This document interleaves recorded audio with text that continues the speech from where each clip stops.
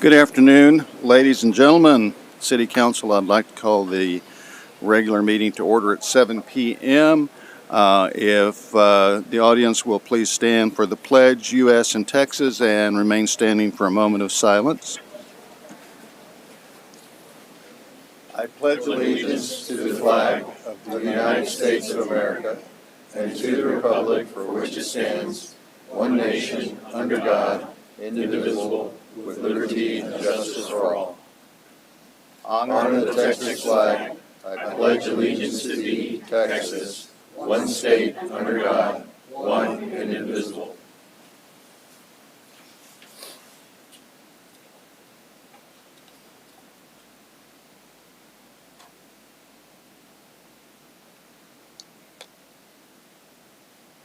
You may be seated. Thank you. Tristan, do you have any? Leave this over there, but Item 3 is public comment. Is there anybody here wishing to make public comment? We didn't have anybody sign up this evening.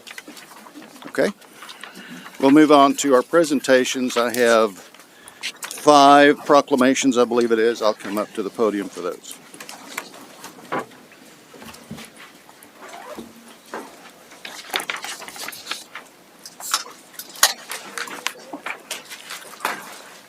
I know that everybody feels very safe tonight with our PD and mass here tonight, so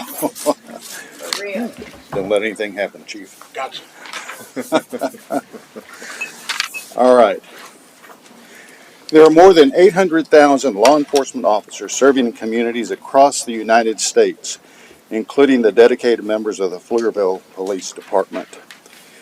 Since the first recorded death in 1786, more than 23,000 law enforcement officers in the United States have made the ultimate sacrifice and have been killed in the line of duty. National Police Week is a week-long observation and opportunity for law enforcement, survivors, families of the fallen officers, and community members to come together to pay tribute to those who have made the ultimate sacrifice. National Police Week is also an opportunity to show appreciation to the men and women who dedicate their lives to keeping our communities safe. I proclaim May 12th through the 18th as National Police Week in the city of Pflugerville, and we have Police Chief Jason O'Malley and not quite the entire PD, but almost there, to receive this proclamation. Chief.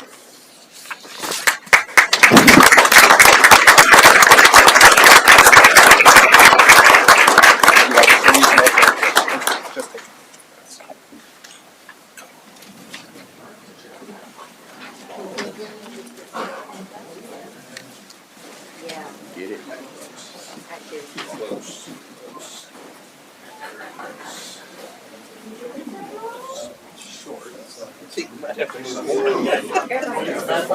You'll just have to photograph it. Need that space.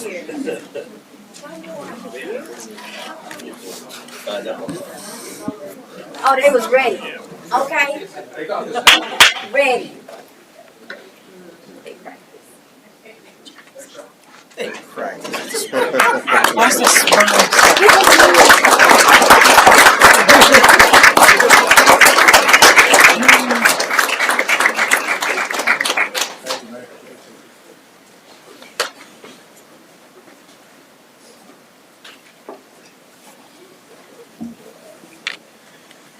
When I first started or was elected to city council, one of my first actions was to do a ride along with a police officer, and we arrested 2 stray dogs.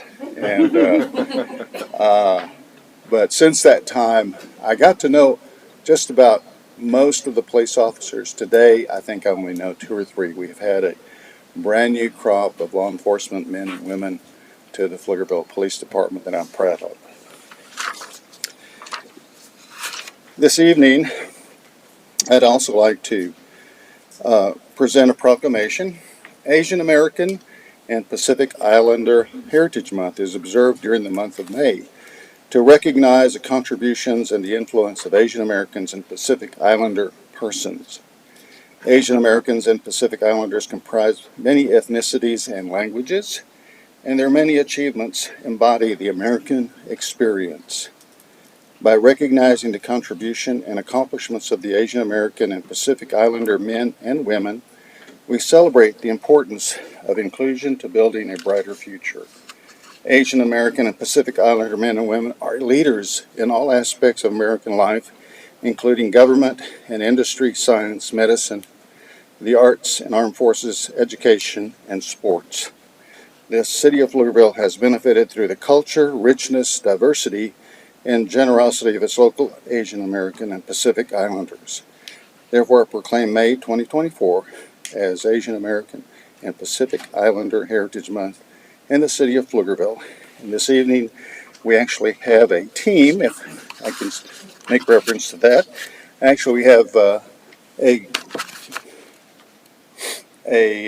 representatives of the Greater Austin Vietnamese Network, and they're reaching out to the city of Pflugerville. We do have a large Asian Vietnamese population in the city of Pflugerville, and they're here with us this evening. Also accepting the proclamation are two stakeholders in the city of Pflugerville, Leslie Lee Tram, who has built communities in Pflugerville, and then Adeline Bowie, who is also a stakeholder and property owner in the city of Pflugerville, and have made a great contribution. So thank you very much if you want to come forward.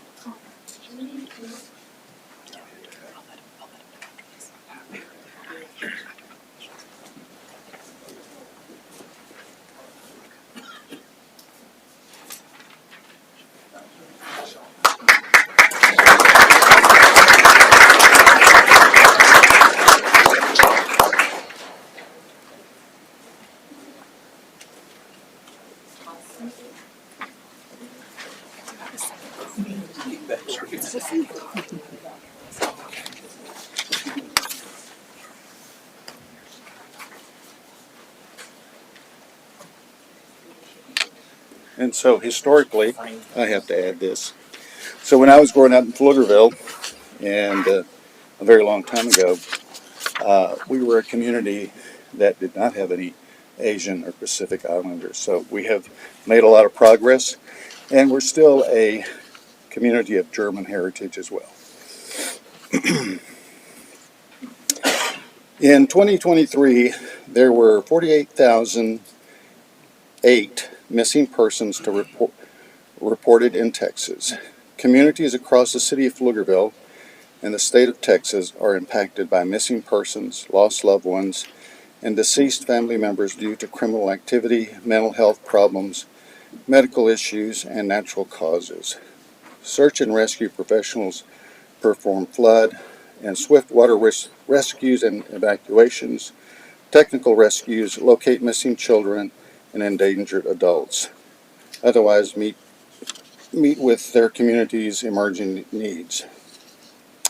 I proclaim May 16th through the 22nd as Search and Rescue Week in the city of Pflugerville, and offer my thanks to all the first responder agencies and search and rescue agencies that support and work tirelessly to finding those who are lost and bringing closure to the families of the missing.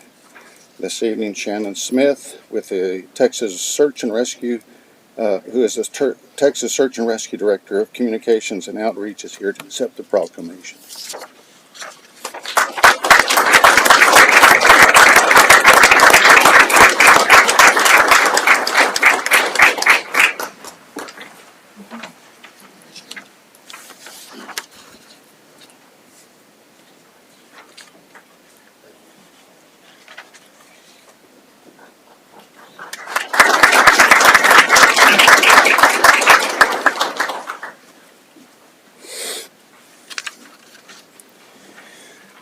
The month of May is nationally recognized as Water Safety Month, providing an opportunity for us to join in raising awareness about water safety and taking proactive steps to ensure that the well-being of our communities.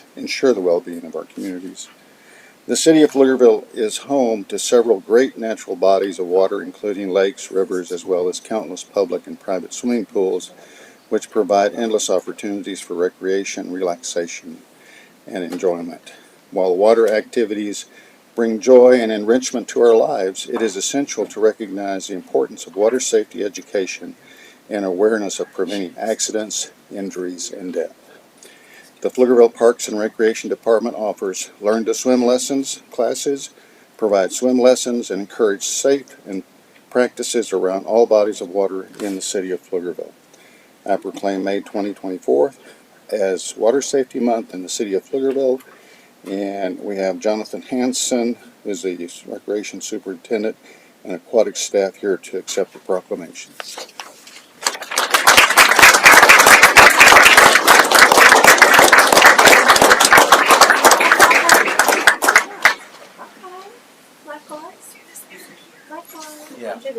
Yeah, moving forward. This is good.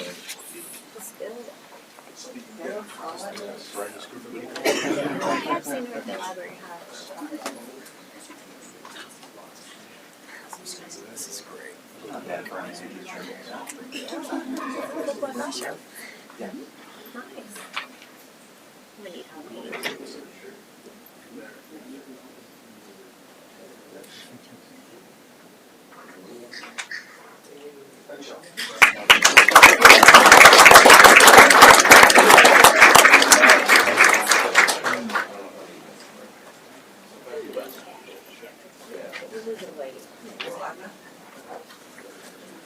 The only aquatic feature I had growing up in Pflugerville was Gilliland Creek. And when I went to Gilliland Creek with some folks, I thought you naturally knew how to swim. So I just jumped right in. I wouldn't be here today if it hadn't been for somebody that had been with me. So obviously we didn't have aquatic. I'm glad you're here. Public works infrastructure, facilities, and services are of vital importance to the health, safety, and well-being of the citizens of Pflugerville. These services could not be provided without the dedicated efforts of public works professionals, the engineers, managers, and all employees at all levels of government and the private sector. It is in the public interest for the citizens and civic leaders in Pflugerville to gain knowledge and maintain ongoing interest and understanding of the importance of public works first responders and public works programs in their respective communities. I proclaim May 19th through the 25th as National Public Works Week in the city of Pflugerville. I urge all citizens to thank our public works professionals and to recognize the substantial contributions they make to protecting our national health, safety, and quality of life. And this evening I have Evan Groschel and members of the Public Works Department here to accept the proclamation.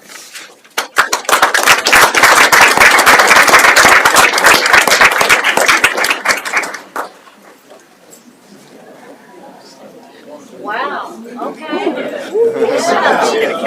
All right.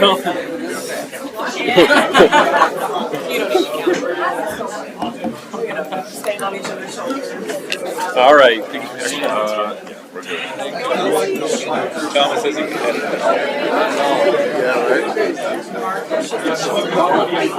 Bring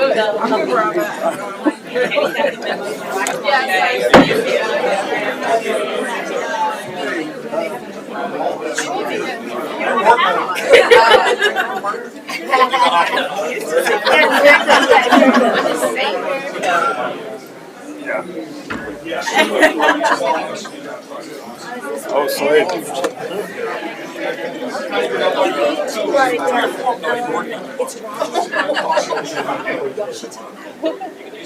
Happy birthday, Roger!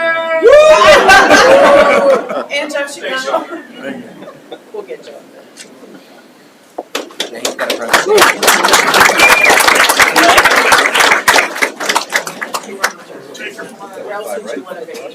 On your birthday. Right here. Go turn your lights on. It's Christmas lights. And for the record, growing up in Pflugerville, that was the population of Pflugerville.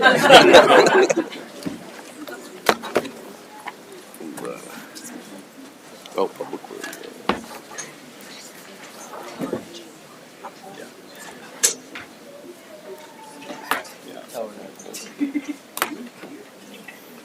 I'm going to take a step back and go back to public comment. We have a hometown girl here who's wishing to speak. Verna Jean Mott. Thank you for this opportunity, Mayor. You bet. Honorable Council and the citizens of this booming community. I'm here to share once-in-a-lifetime events. In 1976, the bicentennial of the United States of America was the reason that we planned the very first Deutschenfest. In 1986 was the sesquicentennial of the state of Texas that we also celebrated. April the 8th, 2024 was the solar eclipse that we witnessed.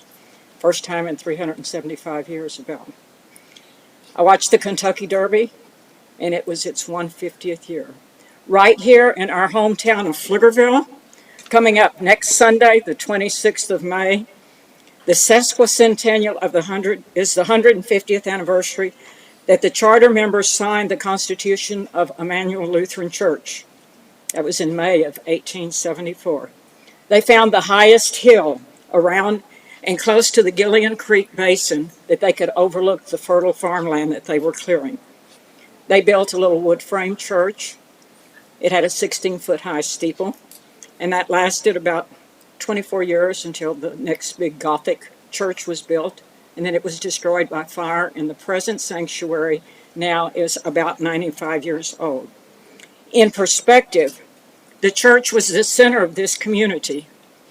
Even after the 1904 economic impact of the MKT Railroad, spurring a village to evolve with a depot, mercantile, hotel, many saloons, bank, the city of Pflugerville was not incorporated until 1965. That was about 90-something years later. So the records of what happened in this community were in German at the church, and the first city records were in 1965. The current sanctuary that stands right next to the rec center is 95 years old, and Emmanuel had the first day school, not daycare, but the first day school in the city. And it also had the first gymnasium outside of the PFISD, and it still is one of the few that have the wooden floor that some athletes demand. So with praise and thanksgiving and hope, Emmanuel welcomes everyone at our 500 Emmanuel Road location, adjacent to the rec center, where our mission is to gather, grow, and serve. Thank you very much. Thank you.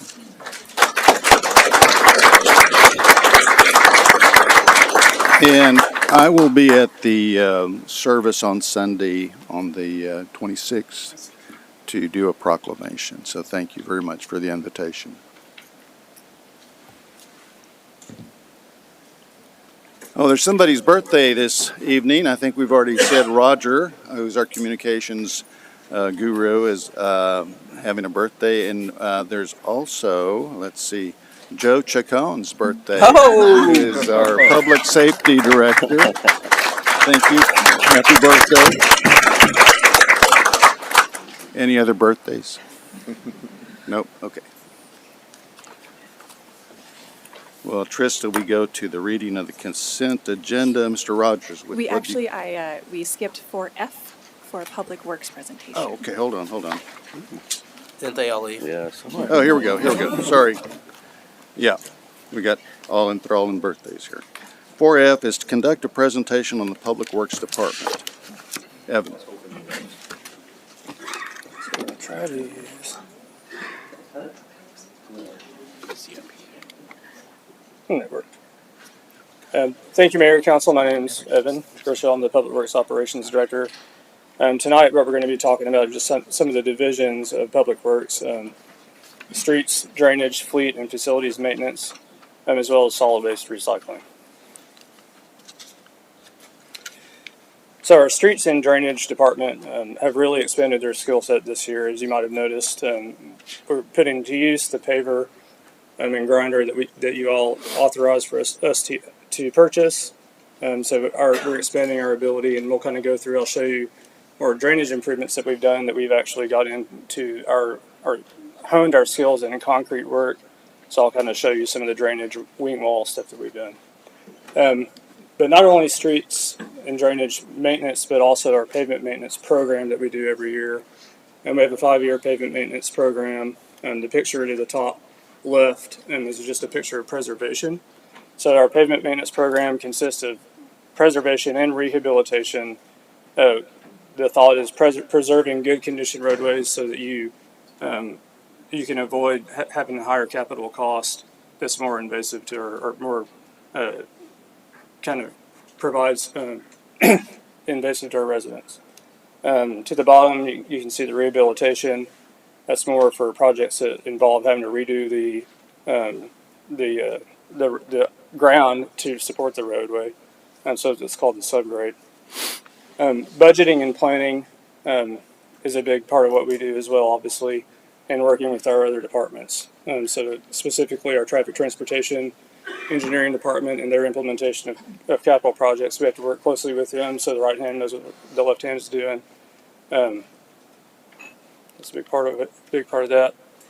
Our crews also maintain regulatory signage and traffic signals.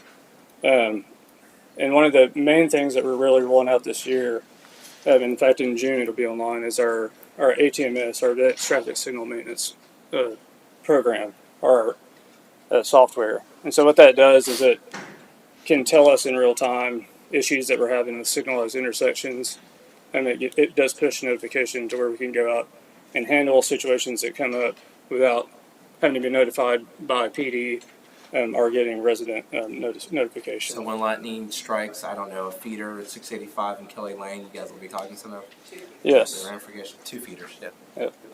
So it'll send us a push notification to where we don't have to wait to learn of it. We can proactively address it. Drainage maintenance. So this is just a sign of, or this is what I was referring to earlier, to the top right, and that's at the Kennemer drainage way. And then to the top left of that is further down the drainage line, where it just shows what we've been able to do, putting in the piping, be able to form and set wing walls for the drainage ways. So just trying to show that we've expanded our skill set and able to handle more. Of course, our recycling center, we're able to use that additional lot to, let me see, that's the north of that. And this is just some annual approximate totals of what we typically see. Fleet services, we have 4 full-time technicians, approximately 300 vehicles. These individuals stay on top of it, provide service to all of our city staff. Something that we're implementing this year and looking at is a scheduling software so that we can make sure that we're providing a high service level to all of our co-workers here. Facility maintenance. This year we have a new position, fleet and facilities manager. That person oversees our janitorial staff, our maintenance technicians. We have approximately 14 city facilities, 160,000 square feet. Something that we've implemented now is building automation, so we're able to control HVAC remotely. And with that, we also are being given notice whenever there's a power outage. So it's like the ATMS system with signals, and that it provides us a notification so we can be proactively and not have to wait to hear about it. This year, also doing the building assessment and life cycle modeling. What that will do is it also, let's see where I am here. Sorry. Let's see here. Sorry, the facility and asset, and it will also provide maintenance programming associated cost. Then the maintenance program development as well.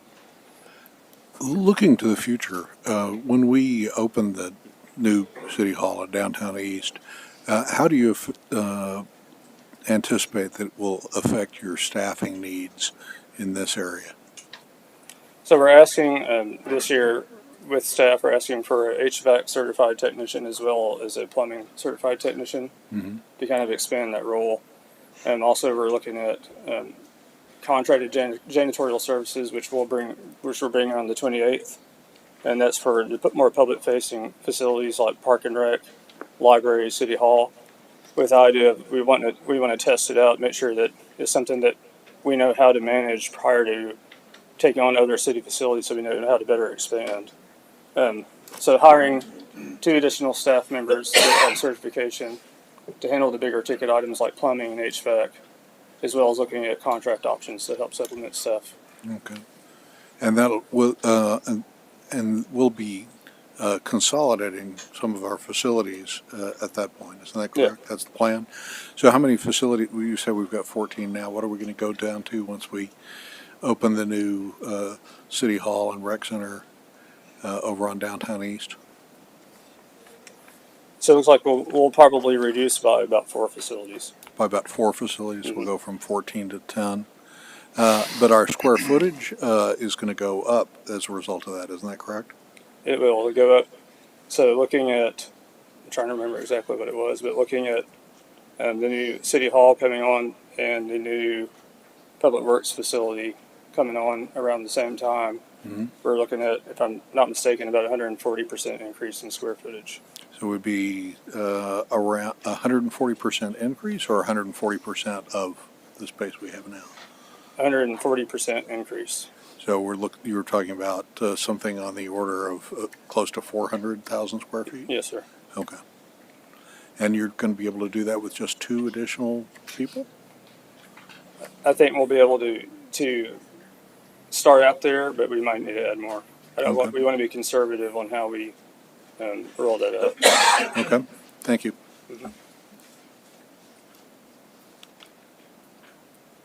And then, as you all are aware, our streets and drainage and our public works crews respond to other things as they pop up too. We regularly deal with storm events, whether it's flooding, winter storm. We also assist the police department with traffic control whenever there's accidents that occur.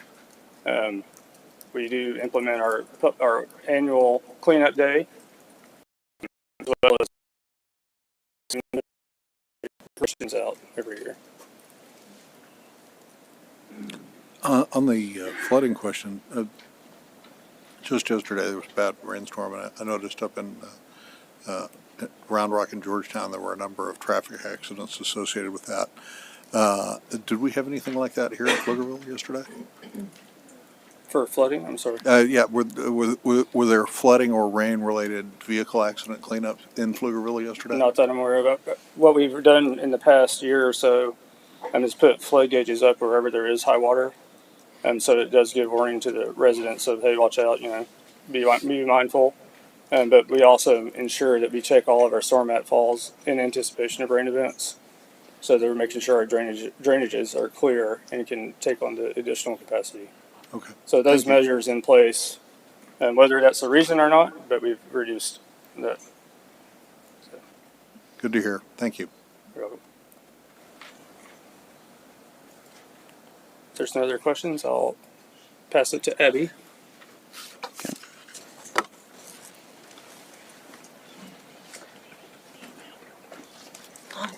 Good evening again. Abby Morrison, Public Works Services Director. So the Public Works Services Department is made up of 3 critical administrative groups. That's Public Works Administration, Capital Services, and Real Estate Management.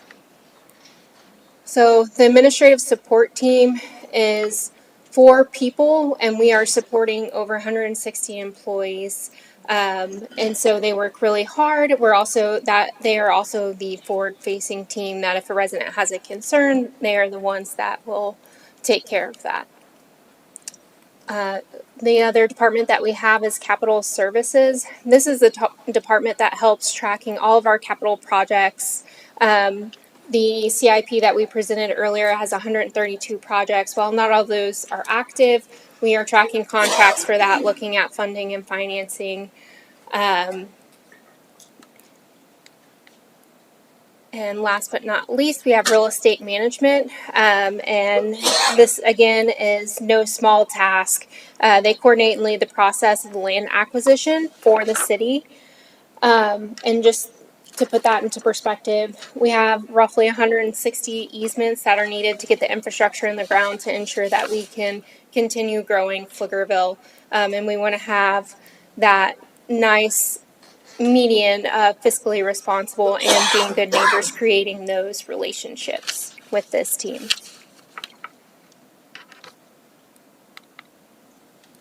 All right, that's all I have. Do you have any questions? Any questions, council? No. Thank you, Mayor and Council. I'm Robin Miga. I'm the Assistant Director of Development Engineering. Development engineering is made up of 4 engineers, and then we have 3 construction inspectors. Our development engineers are made up of PEs and EITs, and they do the reviews of every current development application that comes into the city for the most part. That's site plans, public improvement plans for the infrastructure lines that are being extended for water, wastewater, storm, and then drainage associated with site plans as well. They're also part of the development agreement team. They also do reviews of planning and developments that impact infrastructure. You see the numbers on the side. That's how many reviews that were conducted by our current engineering team in 2024, or FY 2024. So once a project is approved and released for construction, we have 3 construction inspectors that do the daily inspections of all those projects as they go through development prior to acceptance. They lead this, and then towards the end of the project, our engineers come in and they ensure that everything is built to plan, and then that's when the infrastructure is turned over to the city. Do you all have any questions? Yeah, don't have any. Thank you. Good evening, Council. Joseph Chacon, Emergency Services Director. Just a brief overview of my department. The emergency, you can go ahead and advance the next slide. The Emergency Services Department is under Public Works. Having it under Public Works is not the norm, but it makes sense in a lot of different ways, and it's certainly not unique. So there's really 2 parts to my job. The first and most important part is about disaster preparedness and planning. As we've seen over the last couple of years with the winter storms that we've experienced, Winter Storm Uri and Winter Storm Mara, having a community that is not only prepared but also works actively to mitigate and recover from these disasters makes for a community that is more resilient. Every city is responsible to have an emergency management plan. The city of Pflugerville is actually included under the Travis County's emergency management plan, which is also known as just a basic plan. As I'm building out the city's emergency management program, I'm working on creating the city's own plan, as that really is a best practice. Included in the plan are annexes. There are specific plans for different types of disasters, including floods, wildfires, ice storms, and other types of disasters. The Travis County Office of Emergency Management is a resource to us, and we have extensive connections to Travis County, Williamson County, the City of Austin, and others that can provide mutual aid in the event of an emergency. We also stand up emergency operations centers when required, and did so earlier this year for Winter Storm Heather, which was a milder storm.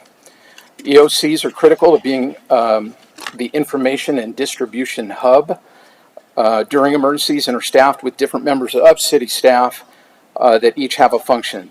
I'll begin administering courses on EOCs to city staff in July and over the next several months and through the rest of the year, and these courses will be available to all city employees. My department also assists with coordinating other types of training, including public information officer training, grants management, grant reimbursement, and other types to keep our employees up to date and well trained. Finally, I assist city departments with their continuity of operations planning. This ensures that if for some reason the city buildings become uninhabitable or department leadership is unexpectedly unavailable, there's a plan in place to ensure that our city government continues to operate as needed so that they can continue to serve our community. The second part of my job,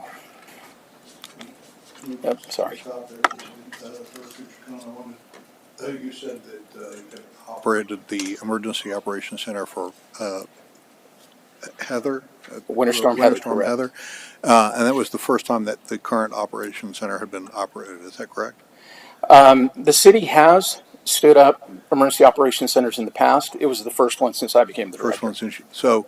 How did that go? What were the deficiencies that you noted? What were the learning experiences, the opportunities for improvement that you noticed during Winter Storm Heather? You know, luckily, I think that it went quite well. The city was well prepared, including in the Public Works Department, for mitigating road conditions and hazards.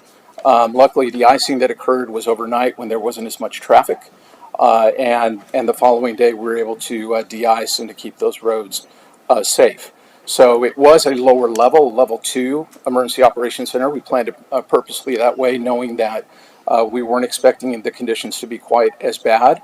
Were we to, be warned, say for instance, of something on the level of a Winter Storm Uri or Mara, that will obviously be a level 1, and we'll be coordinating very closely with Travis County.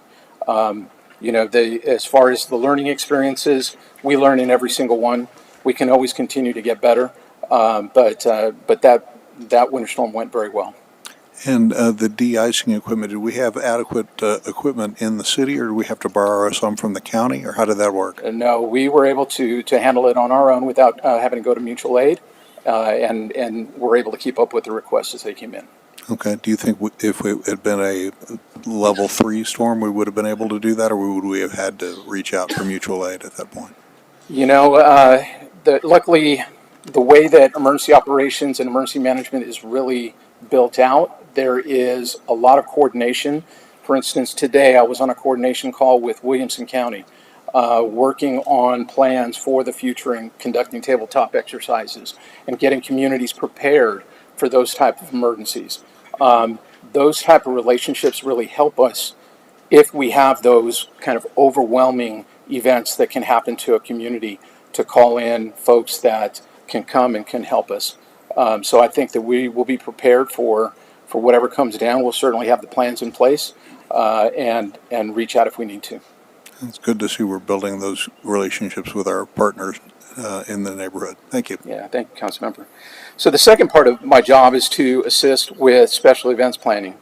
The city has about 10 to 12 special events a year, including some of the bigger ones that you see here on the screen. With those events come very large crowds, and the events must be prepared to keep those crowds safe.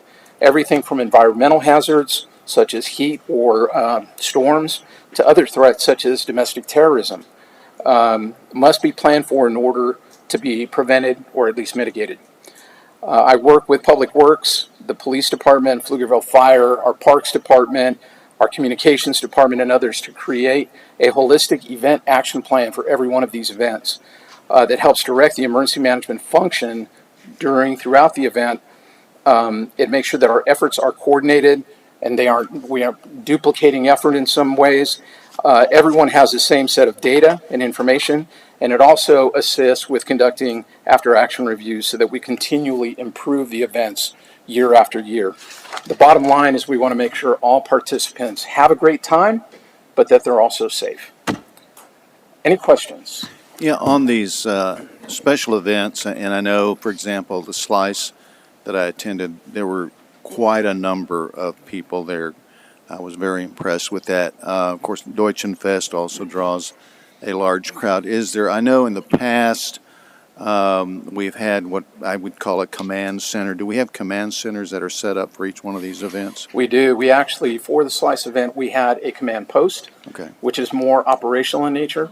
And then I ran the emergency or event operations center, the EOC, which is a separate, and that one is really a more strategic and coordinating in nature. Okay. I think for the Deutschenfest, we borrowed the regional SWAT team's trailers for the command post.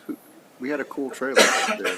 I'm going to have to get back to you on that, council member. I was just not sure. Yeah.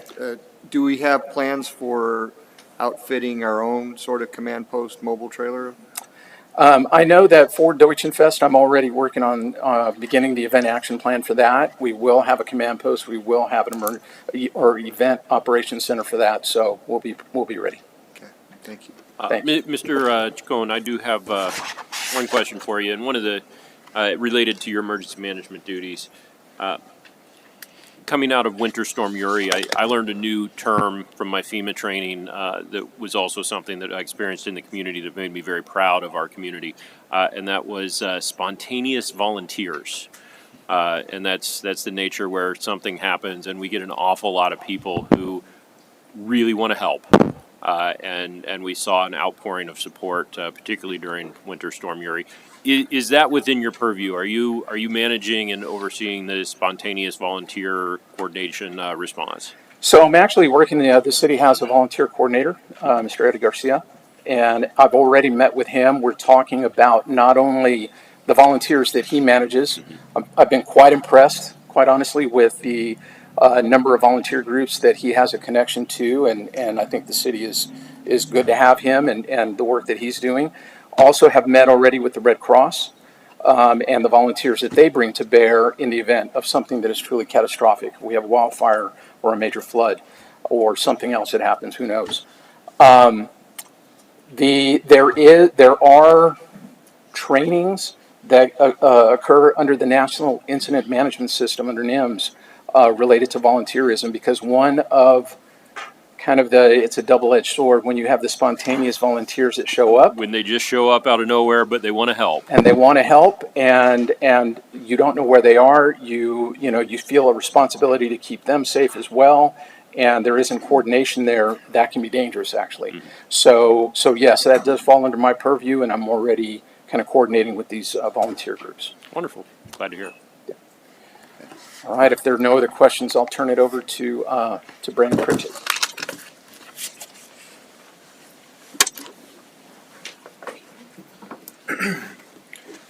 Good evening, again, Mayor and Council. So today, I know we talked earlier about our CIP and overall about our capital improvements, but today I'll be going over the operations side of the house, which is just as important as our capital improvement plan. So these are the people that make sure that water and wastewater come into the house or come out of the house, depending on what we're talking about. So we're going to go through each operational division, kind of what we've been working on over the past year. So our water distribution, wastewater collection team, those are the ones you see in the street, in the road, in the hole. They're the ones that are out getting the most dirty of the group that we have. So for those of y'all that was this Carmel, this group gets dirtier. So this group, really, this past year, we've been really focusing on remote monitoring more areas of the city. So last year we talked about increasing pressure monitoring. We're doing that currently, increasing about why that's important. And also, of course, getting into flow monitoring with different areas. So again, we'll get into that a little bit through a few more slides. But that remote monitoring is important. So when we remote monitor, we're remote monitoring it from our 2 treatment facilities where we staff 24/7. So this past year, we've had to increase our training for commercial driver's license. So we have dump trucks, heavy equipment that we have to drive, and we need CDLs. And the state recently passed new laws where we had to do enhanced training to acquire a CDL. So a lot of emphasis on making sure that we have enough training for our people to have their commercial driver's license. And we also this past year moved into the 811 system. So I'm sure you've all heard of 811, call before you dig. Historically, the city has not been on 811. So it took some time. We finally were able to get into the 811 system, which for us matters because we have critical infrastructure that we want to protect. And so every contractor you talk to will tell you all about how, I just called 811. Well, if we weren't on 811, then we're at risk. So a big move that if you're our water customer, if you have not signed up for our AMI portal, please let us know. Liz is still in the audience and she can set you all up for it. So we're super proud of this actually getting rolled out in January. Our staff have been doing a phenomenal job on making sure that we're engaging with residents. So we launched the portal in January 2024. So there's a lot of messaging that goes out and a lot of engagement, and we know that we're not going to get 100% of the customers right away, but within our first 3 months, we're at 10% sign up of the AMI portal, which allows people to actually look at their water usage real time and be able to see if they have a leak. So what that also does is it allows people to really communicate with us. So we have this lovely word cloud that how people have responded to us about responding to leaks, thanking us for letting them know that they've been able to fix a leak before they get the bill the next month. So a lot of really good feedback we've got from residents from the AMI portal. So over the next year, we're going to be pushing more and more to get our water customers onto the WaterSmart portal. Have there been any hiccups with the program so far? The AMI program? I mean, it's a multi-year program. We had some like delays in getting meter box lids. There's issues with antennas, and sometimes they're not situated right, so it's intermittent data. Which, as those come in, we're like fixing them as soon as we can. But as far as hiccups, I think every project has hiccups, right? I don't think there's any one where we're going to be in every resident's front yard where we're not going to have a hiccup. So I think every time we have had one where we're doing our best to communicate to residents that we're going to be in their yard, every time they've come to us and said, "Hey, this happened," we're responding as soon as possible, because we don't want their first impression of the portal to be, "Oh, I can't believe the city did this," right? We want them to have a positive experience with it. So, Are you familiar with instances where there were people got emails that said, "Hey, your usage is really, Yes. really super high," I did. and there was some sort of problem with the system that caused that, or So is that the Rogers household, or what? among others? I've heard of 4 different ones. So that is automatically flagged based upon your water usage. So if you're a certain percentage up in the single-family residential usage based upon your square footage and how much water you use per capita per month, it automatically triggered it based upon that usage. So it does it based upon the water bill. But it's not possible for a house to do 10,000 10,000 gallons in a day, is it? He washes his hair. I think it depends on the house. I mean, I'm happy to look at yours to see kind of if there was some issue with the data, but it also depends on a leak, right? Yeah. So, but also there were instances where we had intermittent data, and so if you miss 3-4 days, it just sees this really big spike. And then that would result in an email that would have, which we've done our best to communicate those out when they come in. right. So there might be no data for some transmission for a week. Then it looks like you've done a week's worth of water in one day. One day, yes, sir. And then you get an email notification. Yes, sir. That's And so I think even though that was a minor miscue, like we missed some of those like things on our end, we also got a tremendous amount of engagement with people wanting to know how to more efficiently use their water, how to more efficiently irrigate, and our staff will tell you how busy they were after those went out. But we're happy to have those engagements. Right? Yeah, because then people are thinking about conserving water. Correct. Yes, sir. So while we had some miscues where those issues will happen, we were so happy to be able to communicate with residents and be able to help them in understanding where their water usage is, because it's foreign to a lot of people. It's in the ground, it's in the wall, you never think about it. So if you get an alert like that, maybe there was just an intermittent non-reporting, and you don't need to have a stroke about it right away. Right away, yes. Just but send an email, and we will happily get right back to you. Yes, sir. Thank you very much. So over the past year, we've also had a pretty tremendous focus on water conservation. So if I'm sure you're all aware, there's a drought going on, no matter how much rain has happened over the past week. So we're an LCRA water customer. So we knew that they were making changes to their drought contingency plan. So last year, if y'all remember, we updated our drought contingency plan here to really hone in on irrigation, given that they were really going to start cracking down on irrigation for single family and communities that rely on LCRA. So if you have been paying attention to the water news recently, they also made a recent update as well to the drought contingency that we're going to really have to slightly modify our drought contingency again. But we will come back with that at a future date.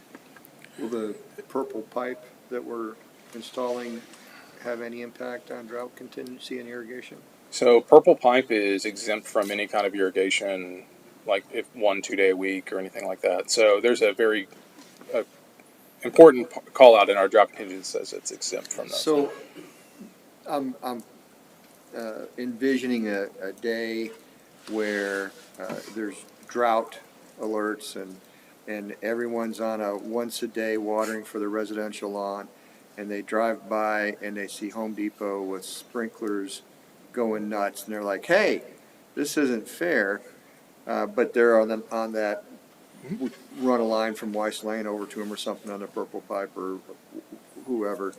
Are you envisioning a way of creating signage whenever we have a customer that uses the purple pipe that articulates, "Hey, we are using Recycled water.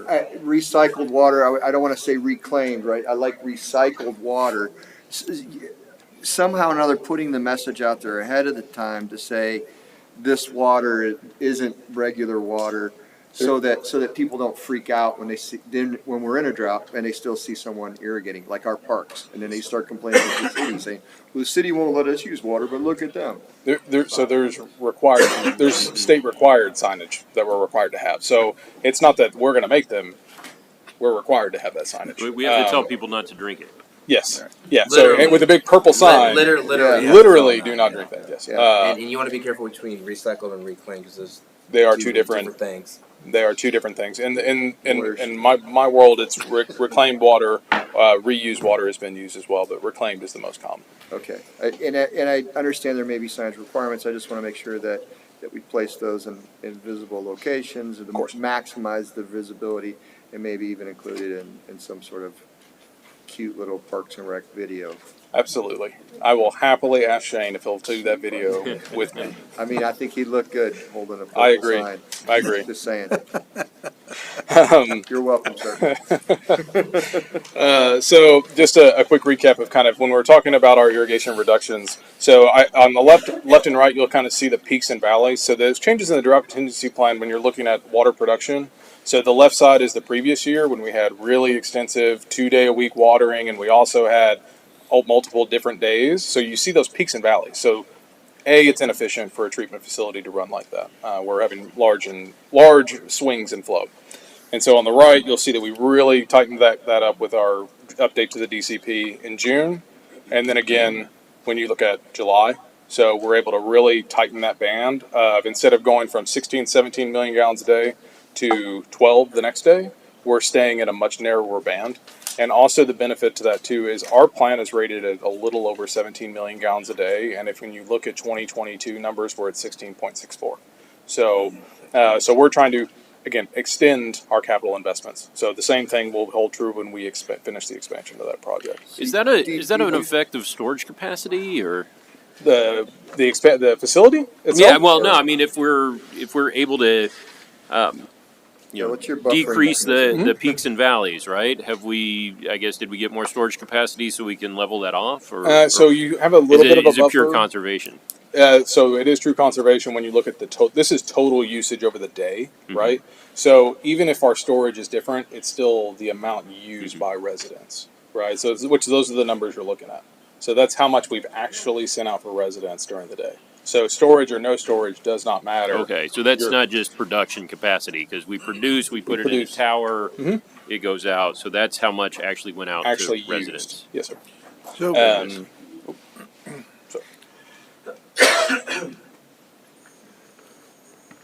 the tremendous variation that you see in the August 2022 slide there, is it that it rained that day when it went from super high to super low? Yes, sir. Yes, sorry. We had one of these where we had rain on it. So that big drop between like 8:17 and 8:18, there was one day right when there. it rained like a son of a gun, and then nobody was using any water for a few days. And you can see that. You can see that anywhere when we have rain. You'll see a pretty tremendous drop off, and then eventually it comes back up. Probably nobody was watering yesterday. I mean, there's probably one or two that we didn't catch, but yes, sir, more than likely mostly nobody. Okay. Do you think that the increase in our water bills do you think people are being more aware of what they're using as well? Because that's pretty significant. I think that there is, yes. But we can track people's compliance with what the watering schedule is. So I've also found that there used to be a thought that the higher the rate, on the volumetric, people will use less water, right? That's the thought. It's expensive, but you also find that there is a class of people that do not care how much it costs to have a green grass. So they will pay whatever that bill is, and money is essentially not a big deal on the rate. But those are also very heavy users of water as well.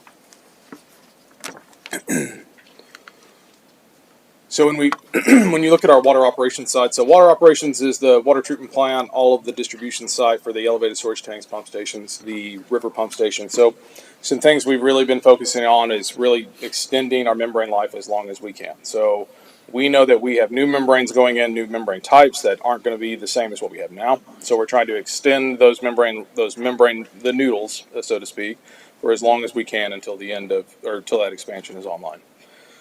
We're also moving more, like I mentioned earlier, for more remote monitoring. We're moving into more data into our SCADA system for what are called district metering areas. So we want to make sure that we are monitoring the water going into areas, districts, or neighborhoods, and also how much people are using with AMI data. So what that becomes is a water balance with how much water is the neighborhood using and how much are we actually selling. So that way the easiest water for us to find is the water that's leaking out of the pipes. So those district metering areas allow us to really hone in on where we have water loss in the neighborhoods. And so also promoting a much more routine preventative maintenance. So if y'all know the history, know my history with the city, y'all know we've had that water plant's been has an interesting story to it, and we've really gotten to a point where we're a very routine preventative maintenance, which is very, comforting for me to be able to sleep at night. So the idea here is that you're increasing your automation and your computer monitoring so that you're having to do less human maintenance of the system, and the system maintenance by human beings is more regularly scheduled, so you're able to reduce your overtime cost.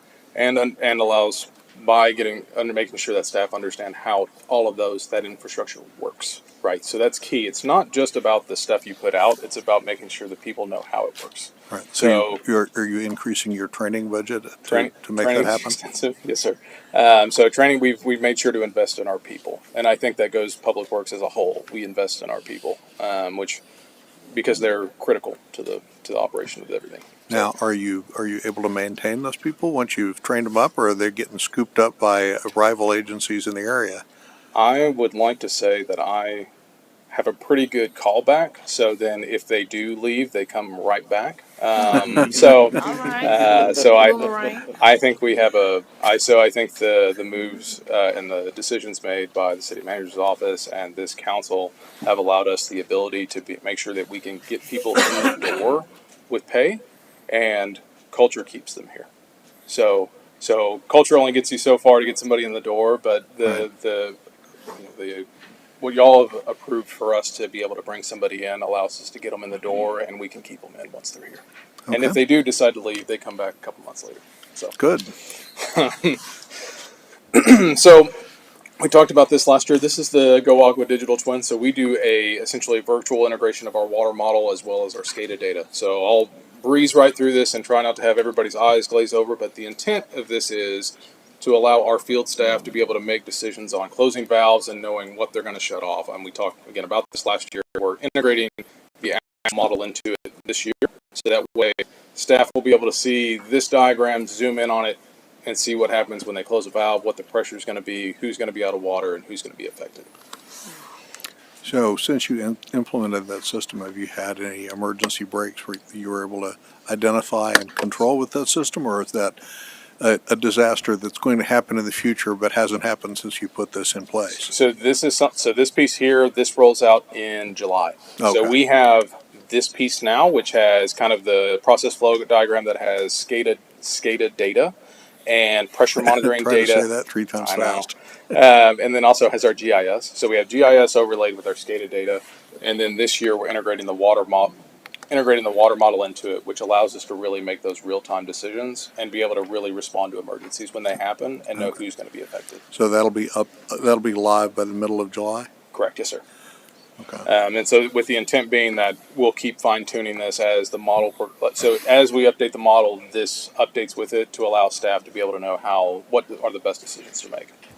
So what could cause an emergency that would cause the pressures to spike or drop dramatically here?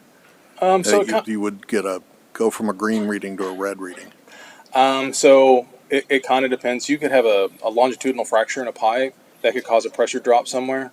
And so if we know where the longitudinal crack is, we see a pressure drop in it, we can also be able to look at this, zoom in, and be able to simulate what happens when we shut these two valves. Because if you look at a spider's web of water infrastructure, there's multiple ways in. So it's not always as simple as finding two valves. Sometimes it's 3, 4, 5. So it allows them to go, what happens if I shut X valve and Y valve, and they don't know about Z valve? But And so this allows them to model that. Okay, don't those pressure problems generally arise gradually? There's not an equivalent of a lightning strike in a water system. There is. There is. So a longitudinal crack is like a lightning strike. So if you have a pipe, a longitudinal goes along the length of the pipe, and you have a large enough break in it to where it actually will cause everybody to have lower pressure until you can isolate that down. What would cause an event like that? Is it just sort of a lot of times gradual, and then boom? No, it's usually there's either, which we haven't had these kind of issues here. It's more contractors if they have missed the locate, right, and so then they hit the line. Yeah, exactly. Yes, sir. Whereas normally ours are much smaller than that if we have a normal everyday leak. But we have our standard details are robust enough to where we're not worried about longitudinal with pipe bedding and also with rust block protection on each one of those. So we don't see them as often until someone makes a mistake and hits our line. Okay, but you do see those every once in a while. Yes, sir. Okay, all right. So wastewater operations.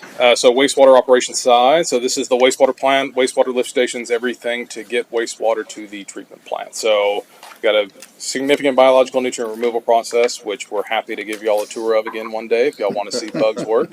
And everybody loves the wastewater plant. I know all about it. And then we also have the industrial pretreatment and fog program that we're really stepping up over the past year to be able to really be able to sample and enforce on industries that actually have a much higher strength wastewater stream than our typical residential. So with that, happy to answer any questions. Just want to leave you with the closing thought of our staff, so some of them are still here. So we pride ourselves on doing as best job as we can. We're out every day, every night. We're 24/7, no matter what.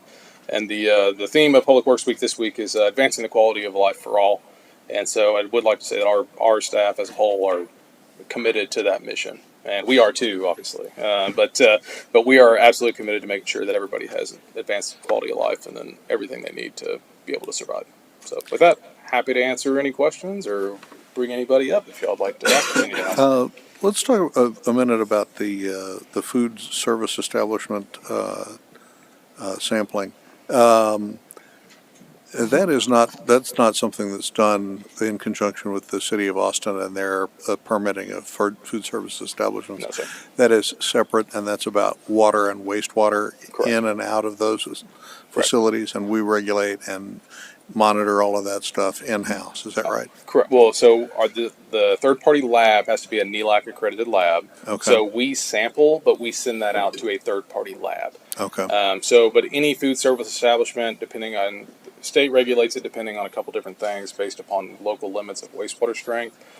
In 2020, don't quote me, it might have been 21, we brought an ordinance forward to be able to set up that program. So that way we can make sure that we're in compliance with state law and be able to set those local limits and that fee structure as well. Now, we're outsourcing that to a lab in Austin, I presume? So there's only a couple NELAC across the state. There are only a couple in the whole state? Yeah, Okay. it's not a big business. So it's not something we could set up in-house in the city of Pflugerville? Well, this is going to get fun. So long term, so when we have a second wastewater treatment plant, so we'll have 2 wastewater treatment plants and an industrial pretreatment, and we have a water system need for sampling, it will make economic sense to be able to set that up.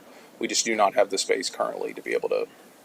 Okay. Public Works facility, we need to be able to make room for that. In the long term, the plan is to insource that. Yes, sir. Absolutely. Okay. All right. Thank you. Any other questions? If not, thank you very much. Appreciate it. Thank y'all so much. Yeah, Mayor, before our next meeting, up brief, can we give the brief to Councilman Rogers ahead of time? He had so many questions, so many good questions. Well, we may not have the SME or the what is it called? The SME here. Can you get to the next one, please? If I may, just for a moment, I wanted to, in celebration of Public Service Week, I wanted to thank specifically some council members, Councilmember Matera, Councilmember Holiday, Councilmember Ruiz, Councilmember McDonald, took a walk in staff shoes last Monday, and they really rolled up their sleeves and got a little dirty. They went and worked at Lake Pflugerville, and they cleaned public bathrooms and picked up trash, and that might have been my favorite day of my life. And then we went to the wastewater. We went to a lift station, and they were able to literally physically pull out a wet well out of a wet well hatch, and that was wonderful as well. They then went to the animal shelter and cleaned the outdoor kennels. I think this was a great display, one to gain a deeper appreciation for what our employees do tirelessly day in and day out, the essential tasks that carry out the great work of the city. But thank you to the council. We hope that you celebrate those tireless efforts, and in the spirit of service, we're grateful for what you do, and especially grateful that you were able to help our staff out that day. So thank you. Loved it. Councilman Matera he was pooped. If you see what he's carrying, that's actually a testament to He was literally pooped. Yeah. Testament to what now I goes know down why they wear the toilets. glasses. Everybody else. But just don't flush your wet wipes down your toilet. Please stop. G.I. Joe Stop. figurine. I took a picture and posted it on my social media, and I try to follow most of the other electeds in the area just to kind of keep up what they're doing. And the mayor of Round Rock, Craig Morgan, commented on mine and said, "Wow, what a neat idea!" So look for And the other cities have already contacted Other us. cities have already, Yes. they're down. They'll see So thank you for being the leaders. Yeah. Well, that's what Councilman McDonald is holding right there. So Yes. if you can't see it, that's what he's holding. I went Near I my went- face. That's I'll never forget. I reached up in there to pull stuff out of the impeller, and they're like, "No," and they handed me the pliers and said, There you "Here, go. use these." Okay. Thank you. All right, thank you very much. Trista, reading of the consent agenda, I can hardly wait. Councilman Rogers, anything you wish to pull? 5J. What's J. 5J. I'm sorry, which one? J. That's it? That's it. I'm gonna let you pull the rest of them, Rudy. All right, 5F. You had to oblige him. Okay. That's it. That should be. Okay. pulled it. Okay, I've got items 5F and 5J pulled from the consent agenda. 5A is approving an ordinance on second reading with a caption reading an ordinance levying special assessment for and apportioning the cost of certain improvements to property in and for the Lakeside Meadows Public Improvement District. Improvement Area Number 1 and Improvement Area Number 2, fixing a charge and lien against all properties with the Improvement Area Number 1 and Improvement Area Number 2 in the district and the owners thereof, providing for the manner and method of collection of such assessments, providing for penalties and interest on delinquent assessments, making a finding of special benefit for property in the district and the real and true owners thereof, approving a service and assessment plan, approving a Lakeside Meadows Public Improvement District financing agreement, providing a severability clause, and providing an effective date. As a reminder, 5J and 5F have been pulled from the consent agenda. Motion to approve. Second. Have a motion and a second to approve consent agenda.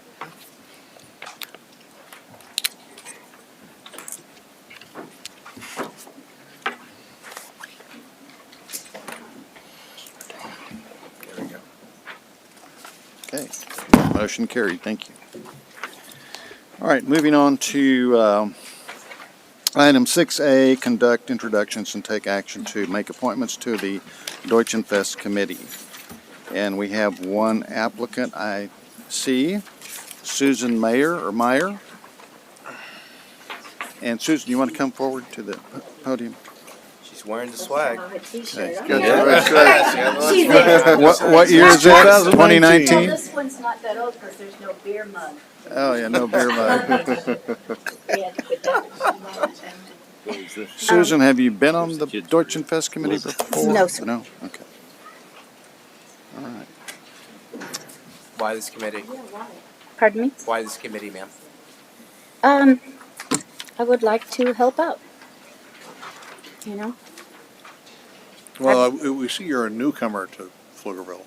You haven't been here half as long as the mayor has been. 33 Well, years. Pflugerville, in the 70s, I don't know if y'all remember where Dessau stopped at the dance hall and went over to the interstate. It didn't go all the way into Pflugerville. And so we lived off Dessau on a 150-acre farm that we rented, and we loved it so much. We begged and begged for him to sell it to us. And he said, no, it's my son's inheritance. So I kept driving past there after we moved out, and nothing changed. Well, guess his son's inheritance was all that amazing high-tech stuff on Howard Lane. So we loved it, and then we Pflugerville in 1992 bought my house in Willow Creek, which is the second subdivision ever made in Pflugerville. And my kids went through school here, and so my parents and grandparents lived in Round Rock. Although I'm an Army brat, so we moved a lot. But I really love Pflugerville. I love living near downtown. Ms. Meyer, It's getting. could you face us when you talk? Oh, sorry. I love living near downtown. It's really getting good. You know, it's really lots of cool stuff going on there. When we moved here, the population sign said 4,444 friendly folks in Pflugerville. But it wasn't a PF back then. But so I would like to help. I mean, I'm retired, and I was doing a few other things that had to stop, and so I like to help out. I like to be around people. I like people. So and the Deutschenfest to me, this may be boring, but my youngest child is 42 years old. And I remember, I don't know if y'all remember the umbrella strollers that we used to have to push our kids in. Otherwise, we'd have those great big heavy ones. And I remember going through Deutschenfest with this little 2-year-old kid, or I don't know how old she was, in her little umbrella stroller. So I feel like I've been going to Deutschenfest for a long time, you know. So that's really cool. So what is, I mean, and this is not a qualifying question, of course. Over the years that you experienced Deutschenfest, what was the one thing that really stood out to you as kind of a wow thing about that particular Deutschenfest, or whichever one it might have been? I like the newer ones because I really like the vendors. I like the and I think we need more vendors because we've got more and more people in Pflugerville. You may have noticed, but I really like the vendors. I think they bring a lot to it. And the music, and the dancing. So I like that too. What did you enjoy the most about PF 101? Oh, that was such an amazing course. Y'all should do it. It's really interesting. And just the teaching and the sharing of knowledge and finding out what each department does. You know, going to the shelter and dog shelter, dog and cat. I really enjoyed that class. I did. Good ambassador. Thank you. Do you know anybody else who's on the Deutschenfest committee? No, I don't. I will say I will be out of commission for the next 2.5 weeks. So I'll try and make the meeting this week, or next week. But I'll be out of commission for a couple of weeks. I think you know Rachel. Yes. Yeah. Is she on the committee? Yeah. Oh boy, that's going to be fun.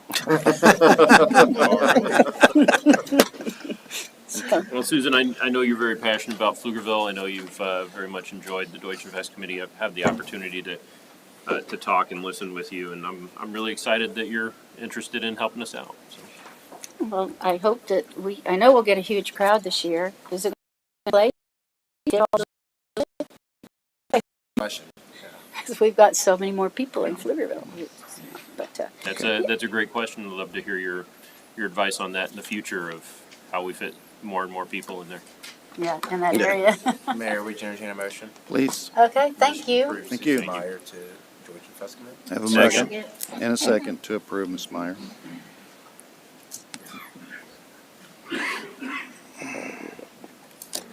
Okay, motion carried unanimously. Thank you very much, Council. You start on Thursday nights now.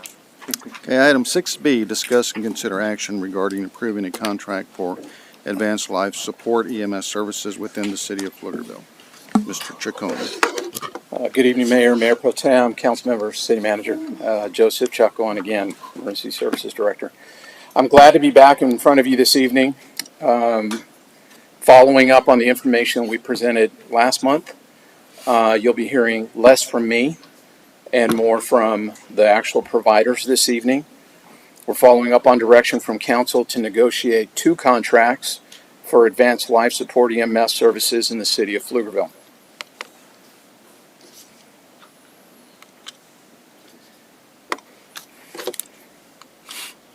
The 2 options for council consideration today are with Emergency Services District 2 and with Allegiance Mobile Health. Representatives from each of the entities are here this evening to make presentations on the services that they can provide and to answer questions from council. I'd like to first invite ESD2 Pflugerville Fire Chief Nicholas Perkins to the podium to present his service proposal to council this evening. Chief Perkins.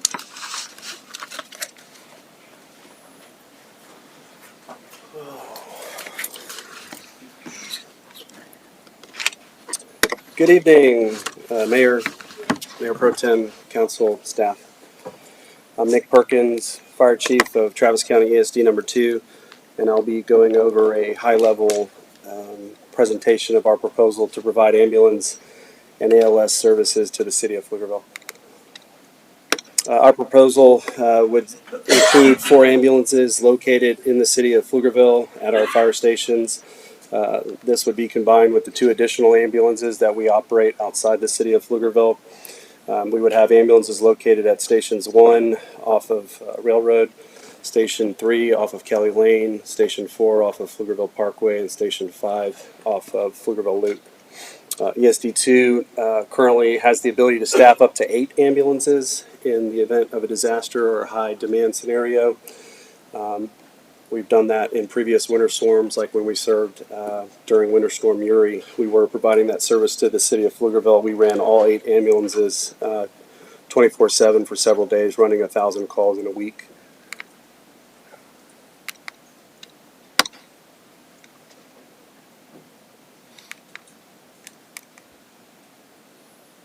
The cost for the service is $2 million annually.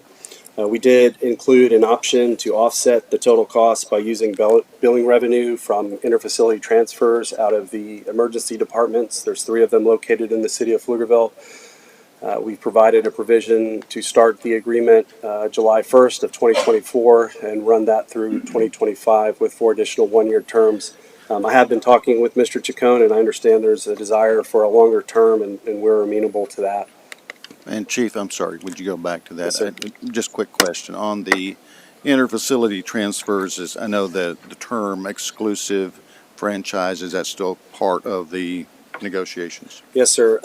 The city has the ability to issue a franchise that would allow us to be the first up provider, as it were. We're not trying to do all interfacility transfers within the city. We would not be able to do that. But we do want to put a focus on trying to do first up for the emergency transfers out of the EDs. Okay. Can you clarify the last line for me? The agreement will begin July 1st, 2024 to September 30th, 2025 with 4 additional 1-year terms. Can you elaborate on that part? So this is the similar structure that we have with the other 2 ILAs that we operate with ESD 17 and Travis County. It allows you, if you need to address something within the 1 year, you can do it. Otherwise, what we see is very simple approval processes built in with that, and then coming back to the table to renegotiate the whole thing at the end of that term. But as I said, Mr. Chacon has indicated a desire to do a longer term and some different structuring with that, which is amenable to us and is understandable.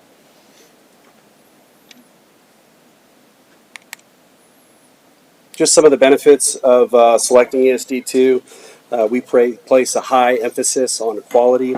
We do that through training. All of our first responders and our ambulance crews are trained under the exact same system. So currently it's bifurcated. You have a different agency providing first response and a different entity providing the transport. Under our system, this would all be one cohesive, seamless system, which helps benefit the continuity of care and ultimately results in better patient care.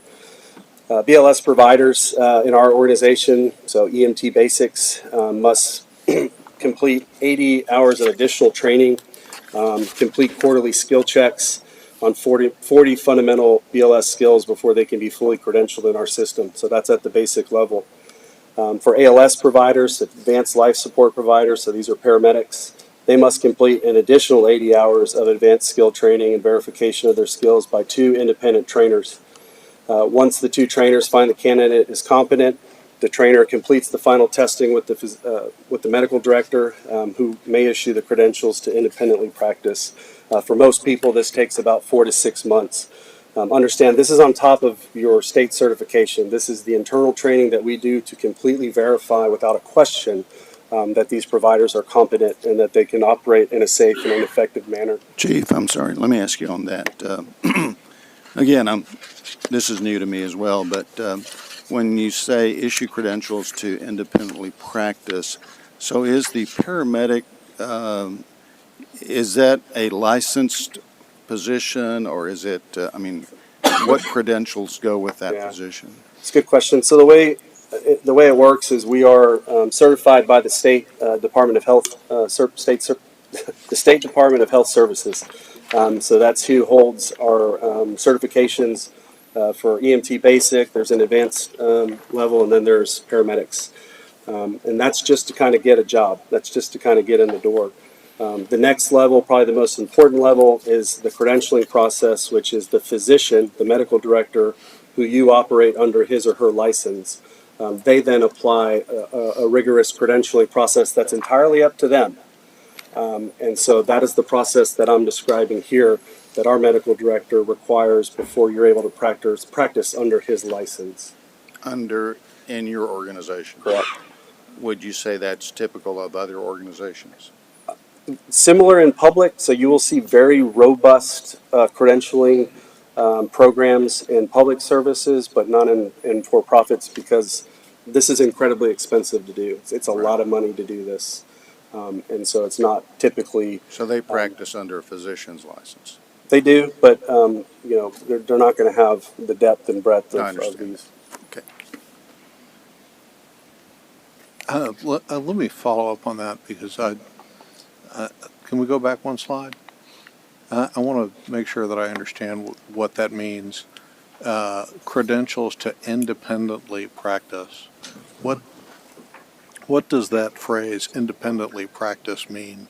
So before you receive a credential, you're not able to practice by yourself. So you have to have a field training officer or a supervisor supervising your practice of skills. So independently practice means practice as part of the organization with other EMTs and paramedics? I would describe it as you don't need an FTO to supervise your care. But you're not